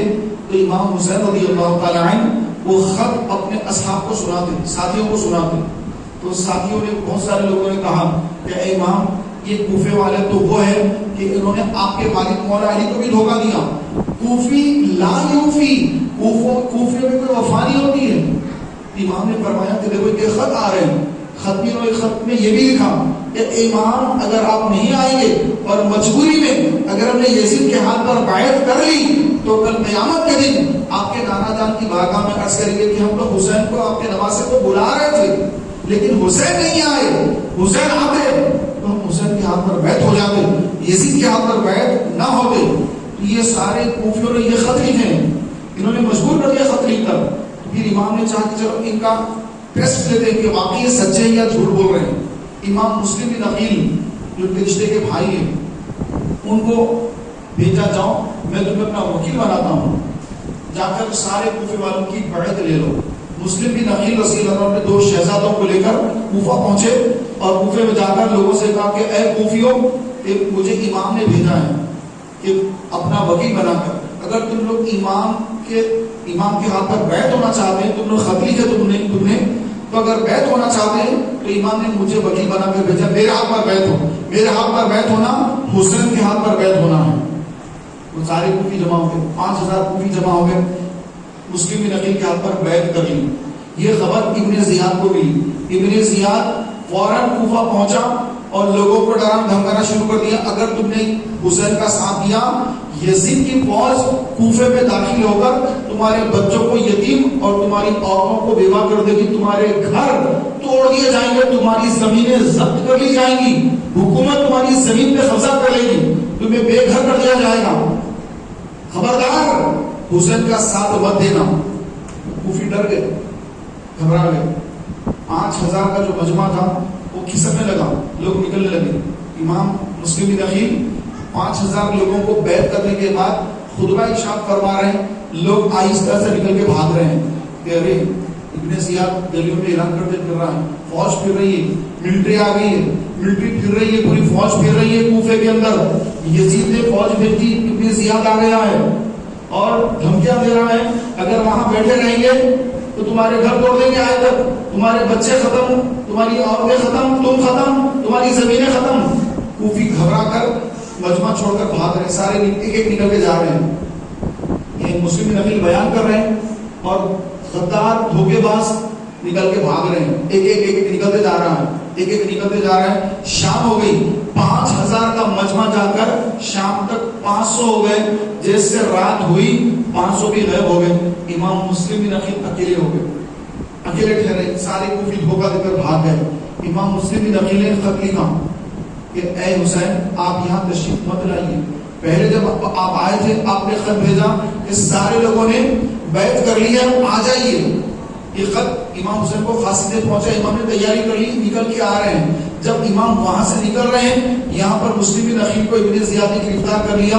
3 دن کے بعد ان کو قلعے کی دیوار سے گرا کر ان کو شہید کر دیا گیا، ان کے بیٹوں کو بھی شہید کر دیا گیا۔ اور امام مسلم نے خط لکھا شہادت سے پہلے کہ امام آپ کوفے مت آئیے، ان لوگوں نے میرے ساتھ دھوکہ کیا ہے، آپ آئیں گے تو یہ آپ کو بھی دھوکہ دے دیں گے، آپ مت آئیے۔ یہ خط لکھا، خط پہنچنے تک امام مسلمان سے نکل چکے تھے اور پھر راستہ طے کرتے کرتے کرتے کربلا تک تشریف لا چکے، کربلا آ گئے۔ ادھر امام مسلم بن عقیل شہید ہو رہے ہیں، امام ملک سے نکل کر آ گئے ہیں کربلا تک۔ راستے میں حر بن رباحی 1000 کا لشکر لے کر آگے امام کو گرفتار کر رہے ہیں۔ امام حسین نے فرمایا اے حر، تیری ماں نے تو تیرا نام حر رکھا ہے، حر کے معنی آزاد کے ہوتے ہیں، تو آزاد ہے۔ تو کہا کہ اے امام میرے سامنے 2 راستے ہیں، اگر آپ کا دامن تھامتا ہوں تو یہ راستہ میرے لیے جنت کا راستہ ہے، اگر یزید کی بات مانتا ہوں تو یہ جہنم کا راستہ ہے۔ لیکن یہ یزید مجھے بہت زیادہ مال اور دولت کی جو ہے لالچ دے رہا ہے، ایک طرف دنیا ہے ایک طرف آخرت ہے، میں کیا کروں مجھے سمجھ نہیں آ رہا ہے۔ تو امام نے اس کے سر پر ہاتھ رکھ دیا، سینے پہ ہاتھ مارا، اللہ نے سینہ کھول دیا۔ حر ابن رباحی رضی اللہ تعالیٰ عنہ امام کے قدموں میں گر کے معافی مانگنے لگے کہ اے امام مجھے معاف کر دیجئے کہ میں مال کی محبت میں 1000 کا لشکر لے کر آپ کو گرفتار کرنے آیا تھا، آپ مجھے معاف کر دیجئے اور میری خطا کو بخش دیجئے اور قیامت کے روز آپ میری شفاعت فرمائیں۔ قدموں میں گر کے قدموں کو پکڑ لیا امام حضرت حر نے، تو امام نے ان کو اٹھایا اپنے سینے سے لگایا اور ان کے ساتھی 1000 جو فوجی تھے اس میں سے آدھے بھاگ گئے کہ ہم یہ جنگ میں حصہ نہیں لیں گے، آدھے بولے کہ نہیں ہم کو جو ہے یزید کا ساتھ دینا ہے، یزید دولت مند بنا دے گا، ساری زندگی عیش کریں گے اس کے بعد بھی، ہم جا کے ابن زیاد کے لشکر میں ملیں گے۔ تو لشکر 1000 کا بھیتر ہو گیا۔ حضرت حر ابن رباحی رضی اللہ تعالیٰ عنہ امام حسین کے ساتھ مل گئے اور امام حسین کے 72 شہیدوں میں آپ بھی شامل۔ جب جنگ شروع ہوئی تو سب سے پہلے حر ابن رباحی 7 محرم کو آپ نے امام سے اجازت لی اور لے کر جا کر یزیدیوں کے سامنے، جبکہ وہ بھی انہی لشکر میں سے تھے، آگے باپ کے قدموں میں یزیدی جا کر حسینی بن گئے، جہنمی جا کر جنتی بن گئے۔ آ کر امام سے اجازت دے کر میدان میں جا کے جب اعلان کیا کہ میں حر ابن رباحی ہوں، تو ان کے جو ساتھ ان کے ماتحت تھے انہوں نے کہا کہ ہمارے سردار حسین کے پاس کیا ہے اس بات تمہیں دینے کے لیے، کیوں اپنی جان وہاں پہ جان کو جو اپنی جوکا میں ڈالتے ہو، ہمارے طرف آ جاؤ اے سردار، ہمارے طرف آ جاؤ، یزید طرف آ جاؤ، یزید کے پاس دولت ہے، مال ہے، یزید کی حکومت ہے، اس کا سکہ چلتا ہے یزید کا، ادھر آ جاؤ۔ تو آپ نے فرمایا کہ تم لوگ جہنم کے راستے پر جا رہے ہو، یہ نواز رسول ہے، یہ نواز رسول کا ساتھ چھوڑ کر جو ان کے دشمنوں کی طرف جائے گا اس کا ٹھکانہ جہنم ہوگا، اور اللہ نے مجھے ہدایت دی ہے، میں امام حسین کے نام پر قربان ہونے آ گیا ہوں، آؤ میرے سامنے مقابلے کے لیے، باتیں مت کرو۔ حضرت خور ابن رباحی رضی اللہ تعالیٰ عنہ یہ زبردست جنگجو سپہ سالار تھے، تو آپ نے جم کر یزیدیوں کا مقابلہ کیا، کئیوں کو فی النار کیا، اور اس کے بعد جامع شہادت نوش کر لیا۔ شہیدوں کے 7 کو 8 کو ابن زیاد نے فرات کے کنارے پر فوج کو بٹھا کر پانی بند کر دیا کہ اب حسین کو پانی پینے مت دو۔ 8 تاریخ 8 محرم کو دریائے فرات پر فوج ٹھہر گئی کہ کسی کو پانی لینے نہیں دیں گے، سارے حسینی سب پر پابندی کہ کوئی پانی نہیں لے سکتا، ہاں جو یزیدی وہ پانی پیے، چرند پرند جانور سب پانی پیے، حسین اور حسین کے ساتھیوں پر پانی بند۔ حضرت عباس علم بردار، حضرت عباس کون ہے؟ مولا علی رضی اللہ تعالیٰ عنہ نے حضرت سیدہ فاطمہ زہرا کا جب وصال ہو گیا، وصال کے بعد دوسرا نکاح فرمایا، دوسرا نکاح، تو ان کے شہزادے حضرت عباس علم بردار، بڑے بھائی کا نام عباس، 4 سگے بھائی، امام حسین کے سوتیلے بھائی 4 بھائی، کیا نام ہے؟ ایک کا نام عباس، ایک کا نام ابو بکر، ایک کا نام عمر، ایک کا نام عثمان، 3 نام خلفائے ثلاثہ پر۔ آج کے شیعہ رافضی کے گھر میں کوئی عمر ملے گا آپ کو، ابو بکر ملے گا آپ کو، عثمان ملے گا؟ علی کے گھر میں ہے ابو بکر، علی کے گھر میں ہے عمر، علی کے گھر میں ہے عثمان۔ آج شیعہ علی کی محبت کا دعویٰ کر دے تو علی کا طریقہ سمجھ کر اپنے بیٹوں کے نام رکھو نا ابو بکر، رکھو نا عمر، رکھو نا عثمان، نہیں رکھتے۔ پیارے بھائیوں، علی کو اپنے ساتھیوں سے ابو بکر سے محبت تھی تو بیٹے کا نام ابو بکر رکھا، عمر سے محبت تھی بیٹے کا نام عمر رکھا، علی کو عثمان غنی سے محبت تھی اپنے بیٹے کا نام عثمان رکھا۔ یہ کس کے بیٹے ہیں؟ یہ علی کے بیٹے ہیں۔ یہ ابو بکر نام رکھ لیا، خلیفہ اول کے نام پر علی نے اپنے بیٹے کا نام ابو بکر رکھا، خلیفہ دوم کی محبت میں علی نے اپنے بیٹے کا نام عمر رکھا، جو کربلا کے میدان میں شہید ہو گئے۔ یہ 4 بھائی، ان کی امی جان انہوں نے کہا کہ حسین کو میں کبھی بیٹا نہیں کہہ سکتی کیونکہ وہ سیدہ فاطمہ زہرا کے شہزادے ہیں، میں تو ان کی کنیز ہوں، فاطمہ کی کنیز ہوں، اگرچہ کہ علی کی زوجہ ہوں لیکن فاطمہ ہے، میں تو ان کی کنیز ہوں، تو میں کبھی بھی حسن اور حسین کو نام لے کے نہیں پکاروں گی، ہمیشہ کہوں گی مولا، ہمیشہ کیا کہوں گی؟ مولا۔ تو انہوں نے اپنے بیٹوں کی تربیت کی کہ اے عباس، اے ابو بکر، اے عمر، اے عثمان، تم 4 میرے بیٹے، تم سب کے سب حسین کے غلام ہو، اگرچہ کہ بھائی ہیں، علی کے بیٹے ہیں، لیکن ماں کیا تربیت دے رہی ہے کہ وہ فاطمہ کے شہزادے ہیں، ان کا تمہارا کوئی برابری نہیں ہو سکتی، تم ان کی غلامی میں رہنا، جب ان کو تمہاری ضرورت پڑے ان پر قربان ہو جانا، پیچھے مت ہٹنا۔ امام حسین کو شہید کرنے والا شمر، یہ کون ہے معلوم؟ شمر کون ہے؟ یہ حضرت عباس کا ماموں ہے۔ بولیے کون ہے شمر؟ حضرت عباس، حضرت ابو بکر، حضرت عمر، حضرت عثمان، یہ مولا علی کے دوسری اہلیہ کے بیٹے ہیں، یہ ان کا ماموں ہے۔ شمر لعین، یہ کوئی اور نہیں ہے۔ شمر یہ یزید کے پاس گیا اور جا کر کہا کہ میری بہن علی کے نکاح میں ہیں، ان کے بیٹے 4 بیٹے عباس علم بردار، ابو بکر، عمر، عثمان، یہ بھی حسین کے ساتھ ہیں، تو لہٰذا اے یزید میں ان کی امان چاہتا ہوں، ان کو میں سیو کرنا چاہتا ہوں کیونکہ میرے بھانجے ہیں، میں ان کو بچانا چاہتا ہوں۔ ہاں حسین کو شہید کر دو مسئلہ نہیں ہے، لیکن یہ میرے بھانجے ہیں، ان کو بچانا چاہتا ہوں. تو شمر نے کہا ابن زیاد نے کہا کہ ٹھیک ہے شمر، اگر تمہارے بھانجے ہیں تو تم بچا دو، ہم چھوڑ دیں گے ان کو.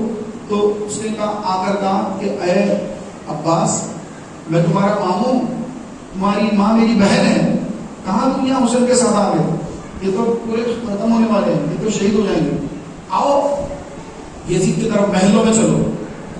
حضرت عباس البردہ نے کہا کہ اے شمر لعین، دور ہٹ جاؤ، کہ ہماری ماں کی تربیت یہ ہے کہ امام حسین رضی اللہ تعالیٰ کا ساتھ ہم اس وقت تک دیں گے جب تک ہمارے خون کا خطرہ بھی باقی ہوگا.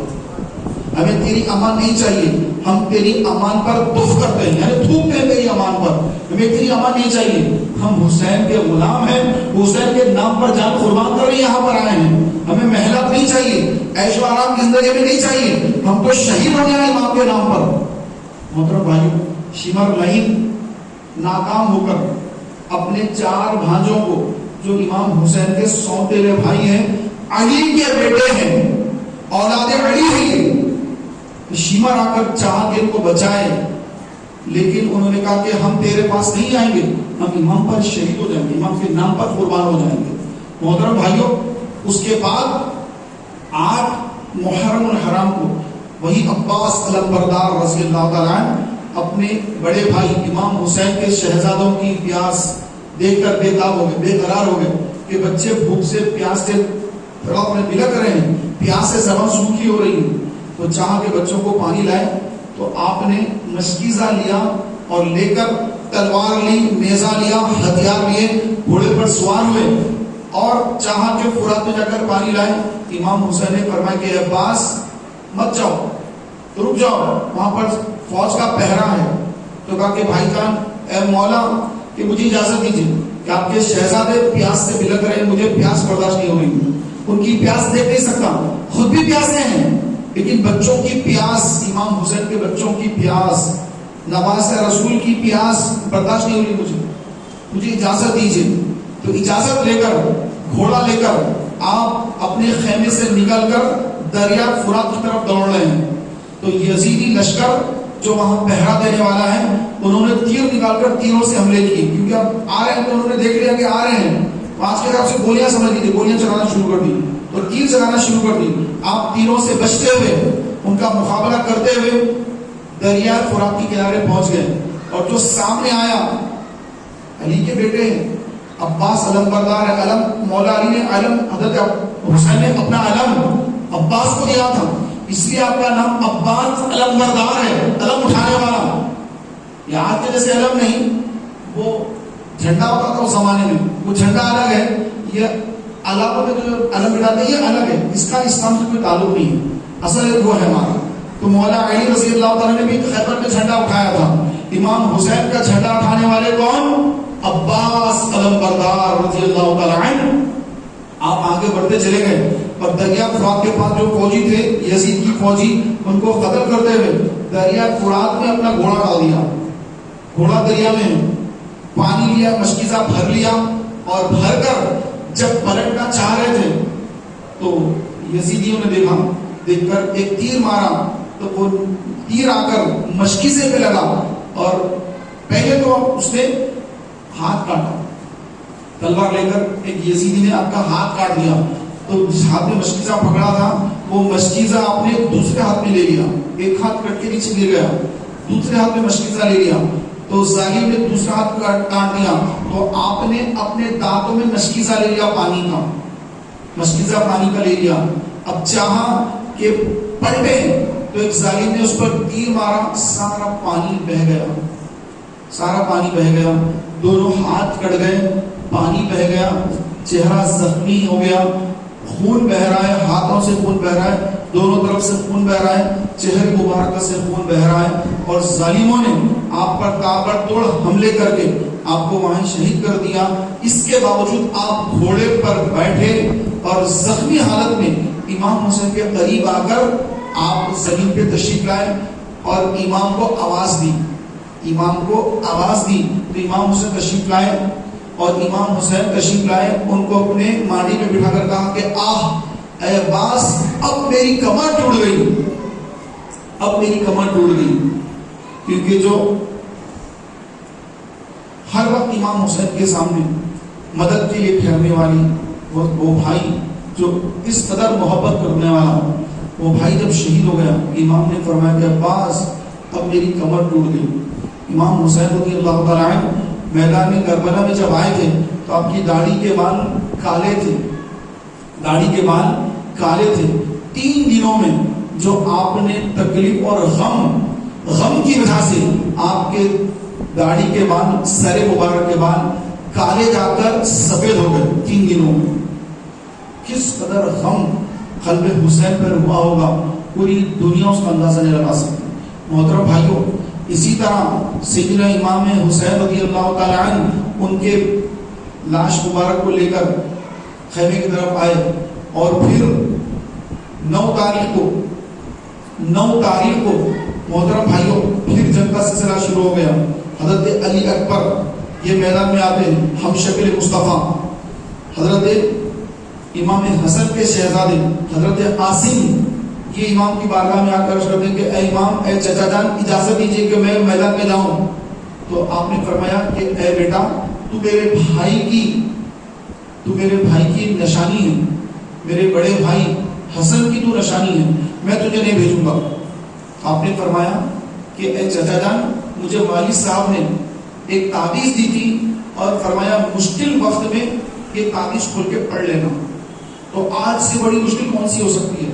تو آج اپنی وہ تعویذ نکال کر پڑھتا ہوں جو میرے بابا جان امام حسن مجتبیٰ نے مجھے دی تھی۔ اپنے گلے سے تعویذ نکالی، کھولا اور پڑھا، تو امام حسن مجتبیٰ نے اس میں لکھا تھا کہ اے بیٹے قاسم، جب تو دیکھنا میرا بھائی جب حسین، جب اس کو تیری ضرورت ہو تو تو اپنی جان قربان کر کے حسین کی مدد کرنا، حسین کی مدد کرنا، یہ اس تعویذ میں لکھا۔ تو امام حضرت قاسم نے کہا اے چاچا جان، دیکھیے میرے والد نے مجھے کیا وصیت کی تھی کہ جب حسین تکلیف میں ہو، حسین مشکل میں ہو، تو اے قاسم تو میرے بھائی کی مدد کے لیے کھڑے جانا وہاں پر۔ تو بتائیے چاچا جان، اب میں کیا کروں؟ میرے والد نے تو آپ کے لیے جان قربان کرنے کا حکم دیا تھا، تو مجھے اجازت دیجیے۔ تو جب امام نے اپنے بڑے بھائی کا وہ تعویذ، وہ خط دیکھا کہ حسین کو جب تیری مدد کی ضرورت ہو تو اپنی مدد پیش کر دینا وہاں پر، تو امام نے فرمایا ٹھیک ہے، میں اجازت دیتا ہوں، جاؤ۔ حضرت قاسم میدان کا تشریف لائے۔ حضرت قاسم وہ جنگجو تھے کہ جو بھی آپ کی تلوار کی زد میں آتا وہ بچ کے جا نہیں سکتا۔ آپ میدان میں آئے اور آ کر کہا اے یزیدیو، میرا نام قاسم بن حسن ہے، میں علی کا پوتا ہوں، حسن کا شہزادہ قاسم ہوں، آؤ اس سے مقابلہ کرتا ہوں، اس سے مقابلہ کرتا ہوں۔ محترم بھائیو، یزیدی آگے بڑھے، مقابلے کو آئے، جو آپ کے سامنے آیا ایک ہی وار میں حضرت قاسم نے اس کو تن کو جدا کر دیا، 2 ٹکڑے کر دیے تلوار نے، اور مسئلے جہنم کر دیا۔ جو سامنے مقابلے میں آیا وہ مارا گیا۔ حسن کے شہزادے ہیں، علی کے پوتے ہیں، ان کے ہاتھوں میں علی کی طاقت ان کے ہاتھوں میں ہے، تو آپ نے زبردست جنگ کی۔ جو آپ کے سامنے مقابلے میں آیا آپ نے اس کو وصل جہنم کیا، اور پھر یہ دور سے تیر چلانے شروع کر دی۔ یہ سامنے آئے تو قاسم کی تلوار سے بچنا مشکل ہے، قاسم کی تلوار کے قابل لا سکتے، تو دور سے تیر مار رہے ہیں، زخمی ہو رہے ہیں، آپ نیزے پھینکے مار رہے ہیں، دور سے نیزہ، برچھا جس کو کہتے ہیں، نیزہ وہ پھینک کر مارتے ہیں۔ آپ کئی زخموں سے 2-4 ہو کر، پیارے بھائیوں، پھر آپ نے دیکھا کہ یہ لوگ دور دور سے مار رہے ہیں، تو آپ نے گھوڑا بھگانا شروع کیا۔ یزیدی لشکر کے پاس گھوڑا بھگا رہے ہیں، بھگا کے ان کو مار رہے ہیں، ادھر گھوڑا دوڑا رہے ہیں، ادھر بھاگ رہے ہیں، ادھر سے وہ لوگ تیر پھینک رہے ہیں، نیزہ مار رہے ہیں۔ تو ایک علی کا شہزادہ یہ 22,000 کوفیوں میں کوہرام مچا دیا۔ تو ان لوگوں نے دور دور سے ہی اس قدر تیر چلائے کہ وہ تیر آپ کو زخمی کر دیے، اور تاپ ڈالا کر آپ زمین پہ تشریف لائے، اور پھر آپ کو ایک ظالم نے آگے بڑھ کر آپ کو شہید کر دیا، اور آپ کا سر مبارک اس نے کاٹ دیا۔ محترم بھائیوں، حضرت علی کے بڑے شہزادے علی اکبر بڑے علی، 3 شہزادے، علی اکبر، علی اوسط، علی اصغر۔ علی اوسط امام زین العابدین جو اس وقت شدید بیمار تھے، علی اصغر 6 مہینے کے تھے، علی اکبر اس وقت غالباً 18 سال کے تھے۔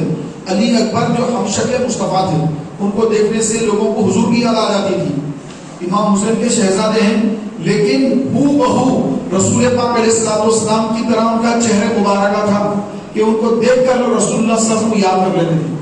تو حضرت علی اکبر رضی اللہ تعالیٰ عنہ یہ اب اپنے والد کے پاس آئے اور آ کر اجازت مانگی کہ بابا جان اجازت دیجیے کہ میں میدان میں جاؤں اور ان کا مقابلہ کروں۔ تو امام حسین نے اپنے سینے سے لگا لیا۔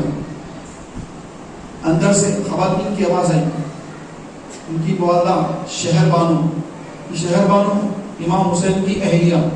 ایران فتح ہوا، جب ایران فتح ہوا حضرت عمر کے دور میں، تو وہاں کا جو بادشاہ، ایران کا جو بادشاہ تھا، وہ بادشاہ کی بیٹی تھی، تو وہ بیٹی گرفتار ہو کے آئی حضرت عمر کے دور میں، تو ان کو کنیز بنا لیا گیا۔ حضرت عمر کا دور ہے، تو حضرت عمر کی بارگاہ میں پیش کیا گیا ایران کی بیٹی، ایران کے بادشاہ کی بیٹی کو۔ تو حضرت عمر نے فرمایا یہ کون ہے؟ کہا کہ یہ ایران کے بادشاہ کی بیٹی ہے۔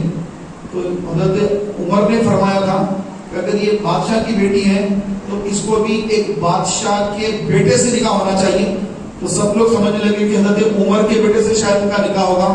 تو حضرت عمر نے فرمایا کہ حسین کہاں، حسین کو بلاؤ، کہ یہ اگر ایران کے بادشاہ کی بیٹی ہے تو یہ نواسہ رسول ہے، یہ یہاں کے شہزادے ہیں، تو ان سے ان کی شادی ہونی چاہیے۔ تو وہ شہر بانو جو ایران کے بادشاہ کی بیٹی تھی، امام حسین کی اہلیہ حضرت علی اکبر کی امی جان، امام زین العابدین کی والدہ حضرت علی اصغر کی والدہ، یہ ایران کی شہزادی ہیں، لیکن امام حسین کے نکاح میں آ گئی ہیں، مسلمان ہو گئی ہیں، خاندان نبوت سے ان کا تعلق ہو گیا ہے، پردے میں ہیں، خیمے میں ہیں۔ جب علی اکبر ہم شکل مصطفیٰ جب کارزار میں، میدان کارزار میں جانے کے لیے اپنے بابا جان سے اجازت دے رہے ہیں، تو ماں کا دل، ماں ہوتی ہے، ماں کا دل بھرایا کہ میرا بیٹا جنگنے جا رہا ہے، 22,000 کی فوج ہے اور میرا بیٹا کیسا مقابلہ کرے گا۔ تو ماں کی رونے کی آواز آ گئی اندر سے، ماں رونے کی آواز ہے۔ امام نے پلٹ کے فرمایا جانے دو، اپنی آخرت کی تیاری کر رہا ہے، اس کو جانے دو، اپنی آخرت کی تیاری کر رہا ہے۔ امام کی اجازت دے دی۔ حضرت علی اکبر رضی اللہ تعالیٰ عنہ آپ کو امام حسین نے امامہ باندھا، گھوڑے پر بٹھایا اور گھوڑے کو روانہ کیا، جاؤ بیٹا۔ امام حسین نے جب روانہ کیا، علی اکبر رضی اللہ تعالیٰ میدان میں آئے۔ اب آ کر آپ کھڑے ہو کر لوگوں کو دیکھ رہے ہیں۔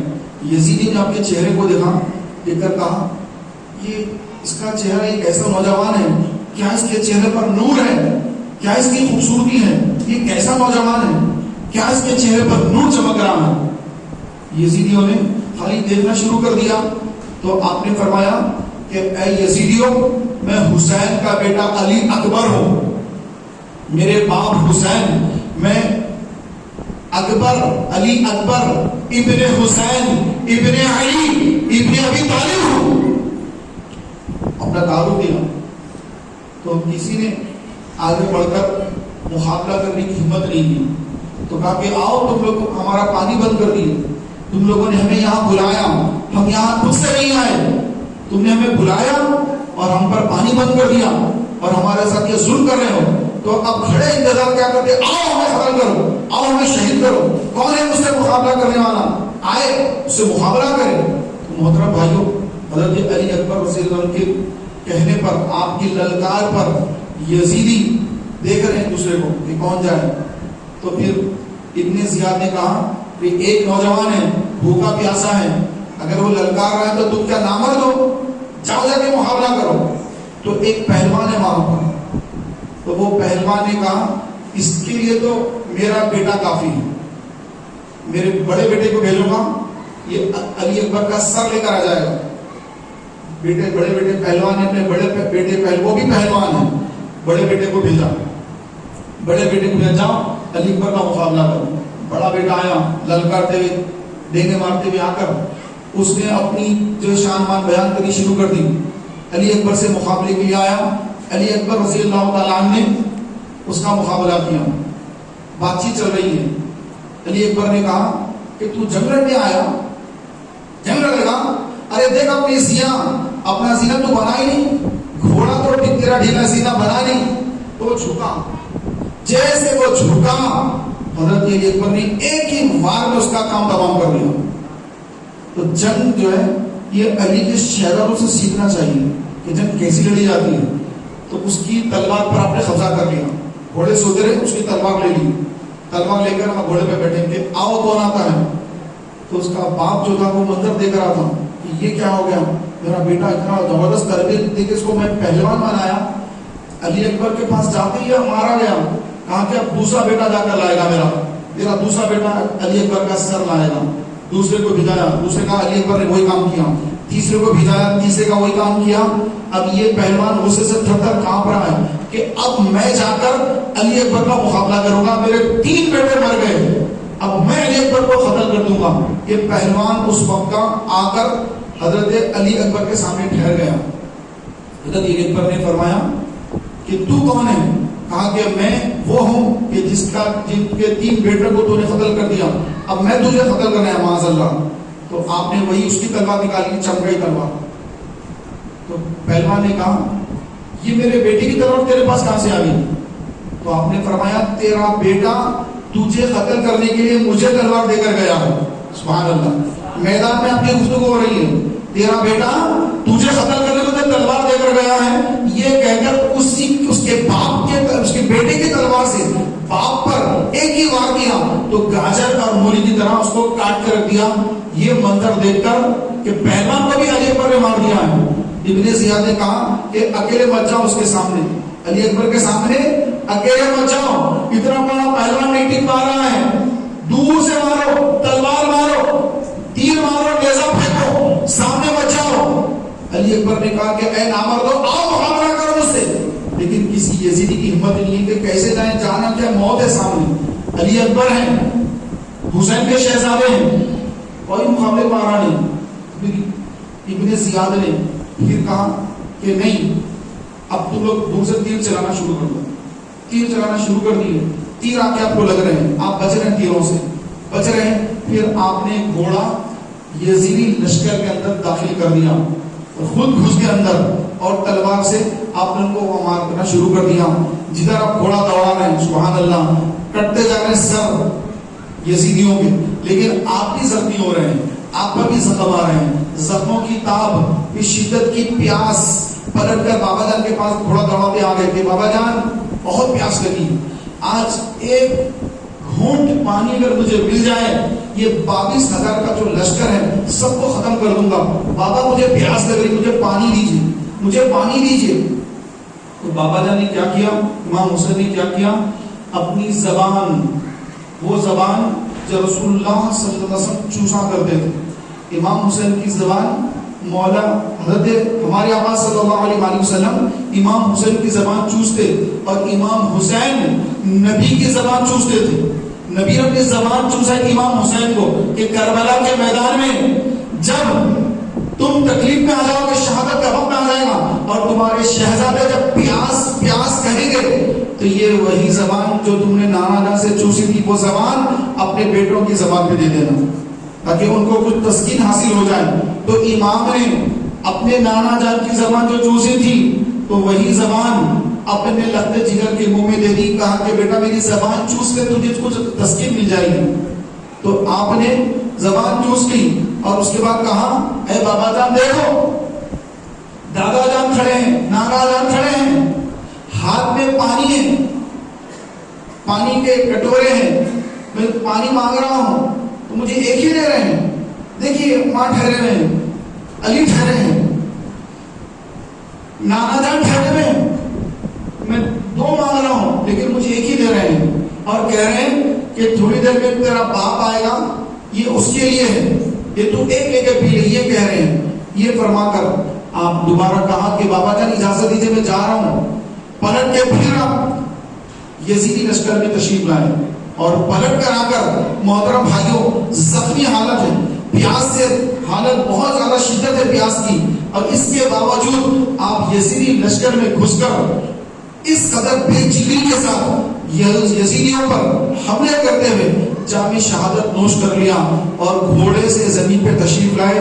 امام دوڑتے ہوئے آئے اور اپنے شہزادے علی اکبر 18 سال کے نوجوان کو اپنے ہاتھوں میں گود میں اٹھا کر خیموں میں لائے. کہا اپنی بیویوں سے کہ دیکھو علی اکبر یہ بھی اب نانا جان کے ہاتھوں سے جنت میں سیراب ہو گئے.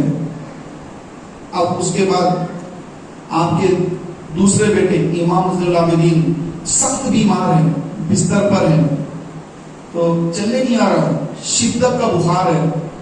تو اس حالت میں بابا جان سے آ کے کہتے کہ بابا جان مجھے اجازت دیجیے کہ میں بھی اپنے بھائیوں کے پاس چلا جاؤں.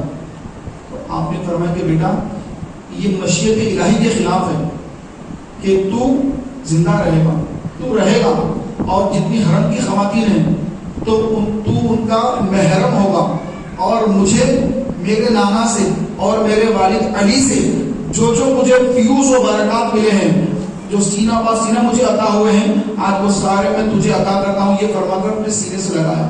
سارے علوم آپ کو عطا فرما دیے, سارے علوم عطا فرما دیے. فرمایا کہ بیٹا جنگ کا حسد مت کرنا, خیموں میں چلے جانا, واپس چلے جاؤ اپنی ماں کے پاس اور انتظار کرو وہاں پر, اور میری شہادت کے بعد تم خواتین کے میرے نانا کے گھر کی خواتین کے تم محرم ہو, ان کے پردے کا تم سب خیال رکھنا اور ماتم وغیرہ کچھ مت کرنا, شریعت پر عمل کرنا ہو, نانا جان کی شریعت پہ عمل کرنا. یہ اپنے شہزادے کو امام حسین یہ تاکید یہ وصیت فرما کر جنگ سے جانے سے منع کرتے ہیں اور فرماتے ہیں کہ میری نسل تجھ ہی سے چلے گی اور قیامت تک کبھی منقطع نہیں ہوگی. ویسے ہی ہوا, آپ واپس چلے گئے اندر خیمے کے اندر. پھر اندر سے آواز آ رہی ہے کہ علی اصغر پیاس سے تڑپ رہے ہیں. علی اصغر 6 ماہ کے. تو آپ نے علی اصغر کو گود میں لیا, کربلا کے میدان میں آ کر یزیدیوں کو ہاتھ سے اٹھا کر بتایا کہ اے یزیدیوں تمہاری جنگ میرے ساتھ ہے, یہ میرے 6 ماہ کے بیٹے نے تمہارا کچھ نہیں بگاڑا, یہ علی اصغر یہ پیاس سے بلک رہا تڑپ رہا, اس کو پانی پلا دو, اس کو پیاس کی پانی کی ضرورت ہے. میں وعدہ کرتا ہوں تم میں سے جو کوئی آج میرے شہزادے کو پانی پلائے گا, کل قیامت کے دن نانا جان کے حوض سے میں اس کو سیراب کروں گا. تو پیارے بھائیوں, کسی یزیدی کے دل میں نام کی بھی محبت نہیں, انسانیت ختم ہو چکی, انسانیت یزیدیوں کے پاس سے انسانیت ختم ہو چکی تھی. اس کے جواب میں ہرملا نامی ایک یزیدی نے, اس کا نشانہ برابر لگتا تھا, تیز نشانہ تھا, اور نشان پہ جا کے تیر لگتا تھا. ابن زیاد نے ہرملا سے کہا کہ اے ہرملا, اے تیر انداز کیا دیکھتا ہے کہ حسین نے جو بیٹے کو لایا ہے اس بیٹے کے گلے کا نشانہ باندھ معاذ اللہ. تو ہرملا نے نعوذ باللہ امام حسین کے شہزادے کے گلے کا نشانہ باندھا. دیکھیے اس کا نشانہ کیسا ہے. امام حسین کے ہاتھ میں علی اصغر ہے, 6 ماہ کی عمر ہے. کتنے ماہ؟ 6 ماہ. 1 سال ہی نہیں ہوا علی اصغر کو, 6 ماہ کے ہیں, امام حسین کی گود میں ہیں, اور پیر جو ہے وہ ہلا رہے ہیں, پانی پانی پانی کہہ رہے ہیں. کربلا کی دھوپ ہے, شدت کی گرمی ہے, تپتی ریت ہے, 8 تاریخ سے پانی بند ہے, اور شدت سے پورا گھر خاندان نبوت پانی کے لیے بے قرار ہے. امام نے جب اپنے ہاتھ میں علی اصغر کو اٹھا کر جب ان سے یہ کہا تو ہرملا نے تیر کا نشانہ باندھا, اور وہ تیر آ کر سیدھا حضرت علی اصغر رضی اللہ عنہ کے پیاسے حلق پہ لگا, اور لگ کر پھر امام حسین کے بازو میں بھی ٹچ ہوا, امام کے ہاتھ سے بھی خون بہنے لگا, اور حضرت علی اصغر رضی اللہ عنہ کا جو پیاسا گلا تھا جیسے تیر لگا فوارہ نکلا خون کا, اور علی اصغر رضی اللہ تعالیٰ عنہ وہیں پر جامع شہادت نوش فرما لیے. حضرت امام حسین نے اپنے اس شہزادے کو اور ہاتھ پہ اٹھا کر کہا کہ اے اللہ میری اس قربانی کو قبول فرماؤ. یہ فرما کر آپ خواتین کے پاس آئے اور آ کر فرمایا کہ لو علی اصغر بھی جنت کے پانی سے سیراب ہو گئے. جناب تصور کیجیے بھائیو کیا منظر ہے. 6 ماہ کے علی اصغر پر بھی کسی کو رحم نہیں آیا, تیر چلا کر ان کو شہید کر دیا. تو امام حسین کے شہزادے 6 ماہ کے علی اصغر بھی اسلام کو بچانے میدان جنگ میں ہیں۔ محترم بھائیوں، حضرت امام حسین رضی اللہ تعالیٰ عنہ، اب رات ہو گئی، ساری رات آپ نے عبادت کو گزاری، ساری رات۔ صبح ہوئی، نماز فجر کے بعد، عاشورے کا دن ہے، 10 محرم سن 61 ہجری، جمعہ کا دن، امام حسین رضی اللہ تعالیٰ عنہ نماز فجر کی امامت فرمائے، نماز پڑھائے، اور اس کے بعد آپ نے وصیت کی خواتین سے کہ میں جا رہا ہوں آج میدان میں، اور میرے بعد تم اسلام پر ثابت قدم رہنا، اور نوحہ وغیرہ مت کرنا، ماتم مت کرنا، اپنے چہرے پر مت مار لینا، تمام چیزیں وصیت نصیحت فرما کر آپ میدان میں تشریف لانے کے لیے گھوڑے پر ذوالجناح جو گھوڑا ہے آپ کا اس پر سوار ہوئے، امامہ رسول باندھا، سپر حمزہ ہاتھ میں لیا، اور اپنے بابا جان کی تلوار ذوالفقار اپنے ہاتھ میں لی، اور ذوالجناح پر سوار ہو کر آگے بڑھنے لگے۔ محترم بھائیوں، حضرت سکینہ جو امام حسین کی شہزادی ہے، ان کی رونے کی آواز آئی تو آپ رکے، اور سکینہ کو اٹھایا، اپنے سینے سے لگایا، اور اپنی بہن حضرت زینب سے فرمایا، اے بہن زینب، یہ میری سکینہ یہ میرے سینے پہ سوتی ہے، اس کو میرے بغیر نیند نہیں آئے گی، تو میرے بعد اے میری بہن زینب، میری بیٹی سکینہ کا خیال رکھنا، میری بیٹی سکینہ کا خیال رکھنا۔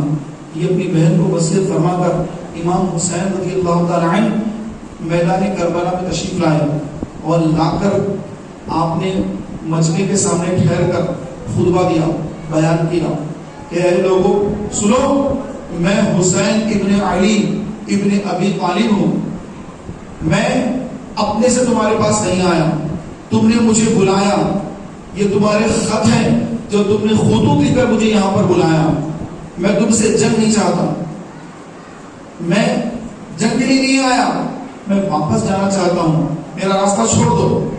تو محترم بھائیوں، یزیدیوں نے اس کے جواب میں تیر چلایا، آپ نے فرمایا الحمدللہ میری حجت تمام ہو گئی، میری حجت تمام ہو گئی ہے،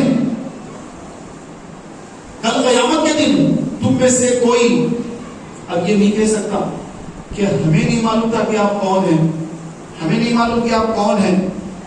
کل قیامت کے دن تم میں سے کوئی اب یہ نہیں کہہ سکتا کہ میں نواسہ رسول ہوں، جگر گوشہ بطول ہوں، میں علی کا شہزادہ ہوں، میں رسول اللہ کا نواسہ ہوں، مجھے پہچانو۔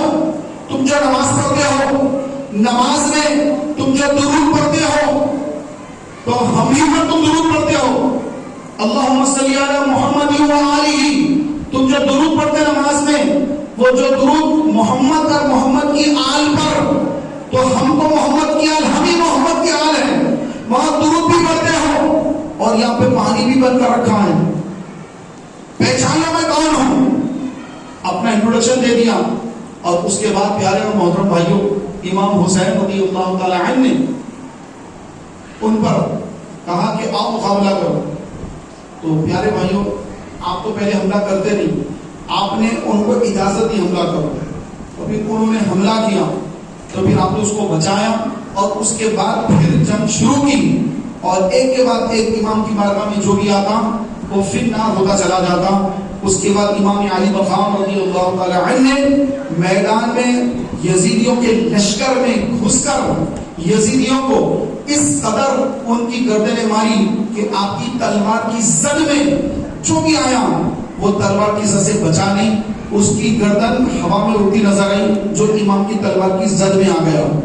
تو اس قدر آپ نے یزیدیوں کو فنار کیا، فنار کرتے کرتے کرتے جب نماز ظہر کا وقت آ گیا، جمعہ کا دن، نماز ظہر کا وقت، امام علی مقام رضی اللہ تعالی عنہ نے جنگ روک دی اور کہا کہ نانا جان کی امت نے جمعہ ادا کر لیا، حسین نے جمعہ ادا نہیں کیا۔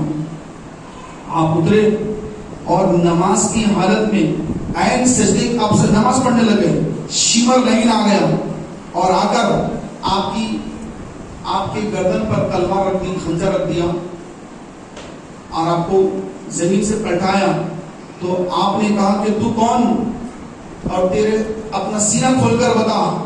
تو اس نے سینہ کھولا تو سفید سفید دھبے نظر آئے.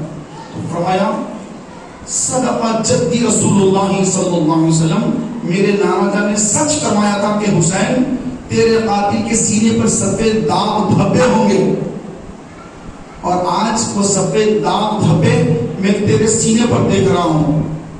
ہٹ، سینے پہ سے ہٹ جا، مجھے نماز ادا کرنے دے. نماز میں شہید ہونا میرے والد کی میراث ہے. میرے والد بھی نماز میں شہید ہوئے، میرے والد کی میراث سے نماز میں شہید ہونا. ہٹ جا سینے پر سے، ہٹا دیا سینے پر سے.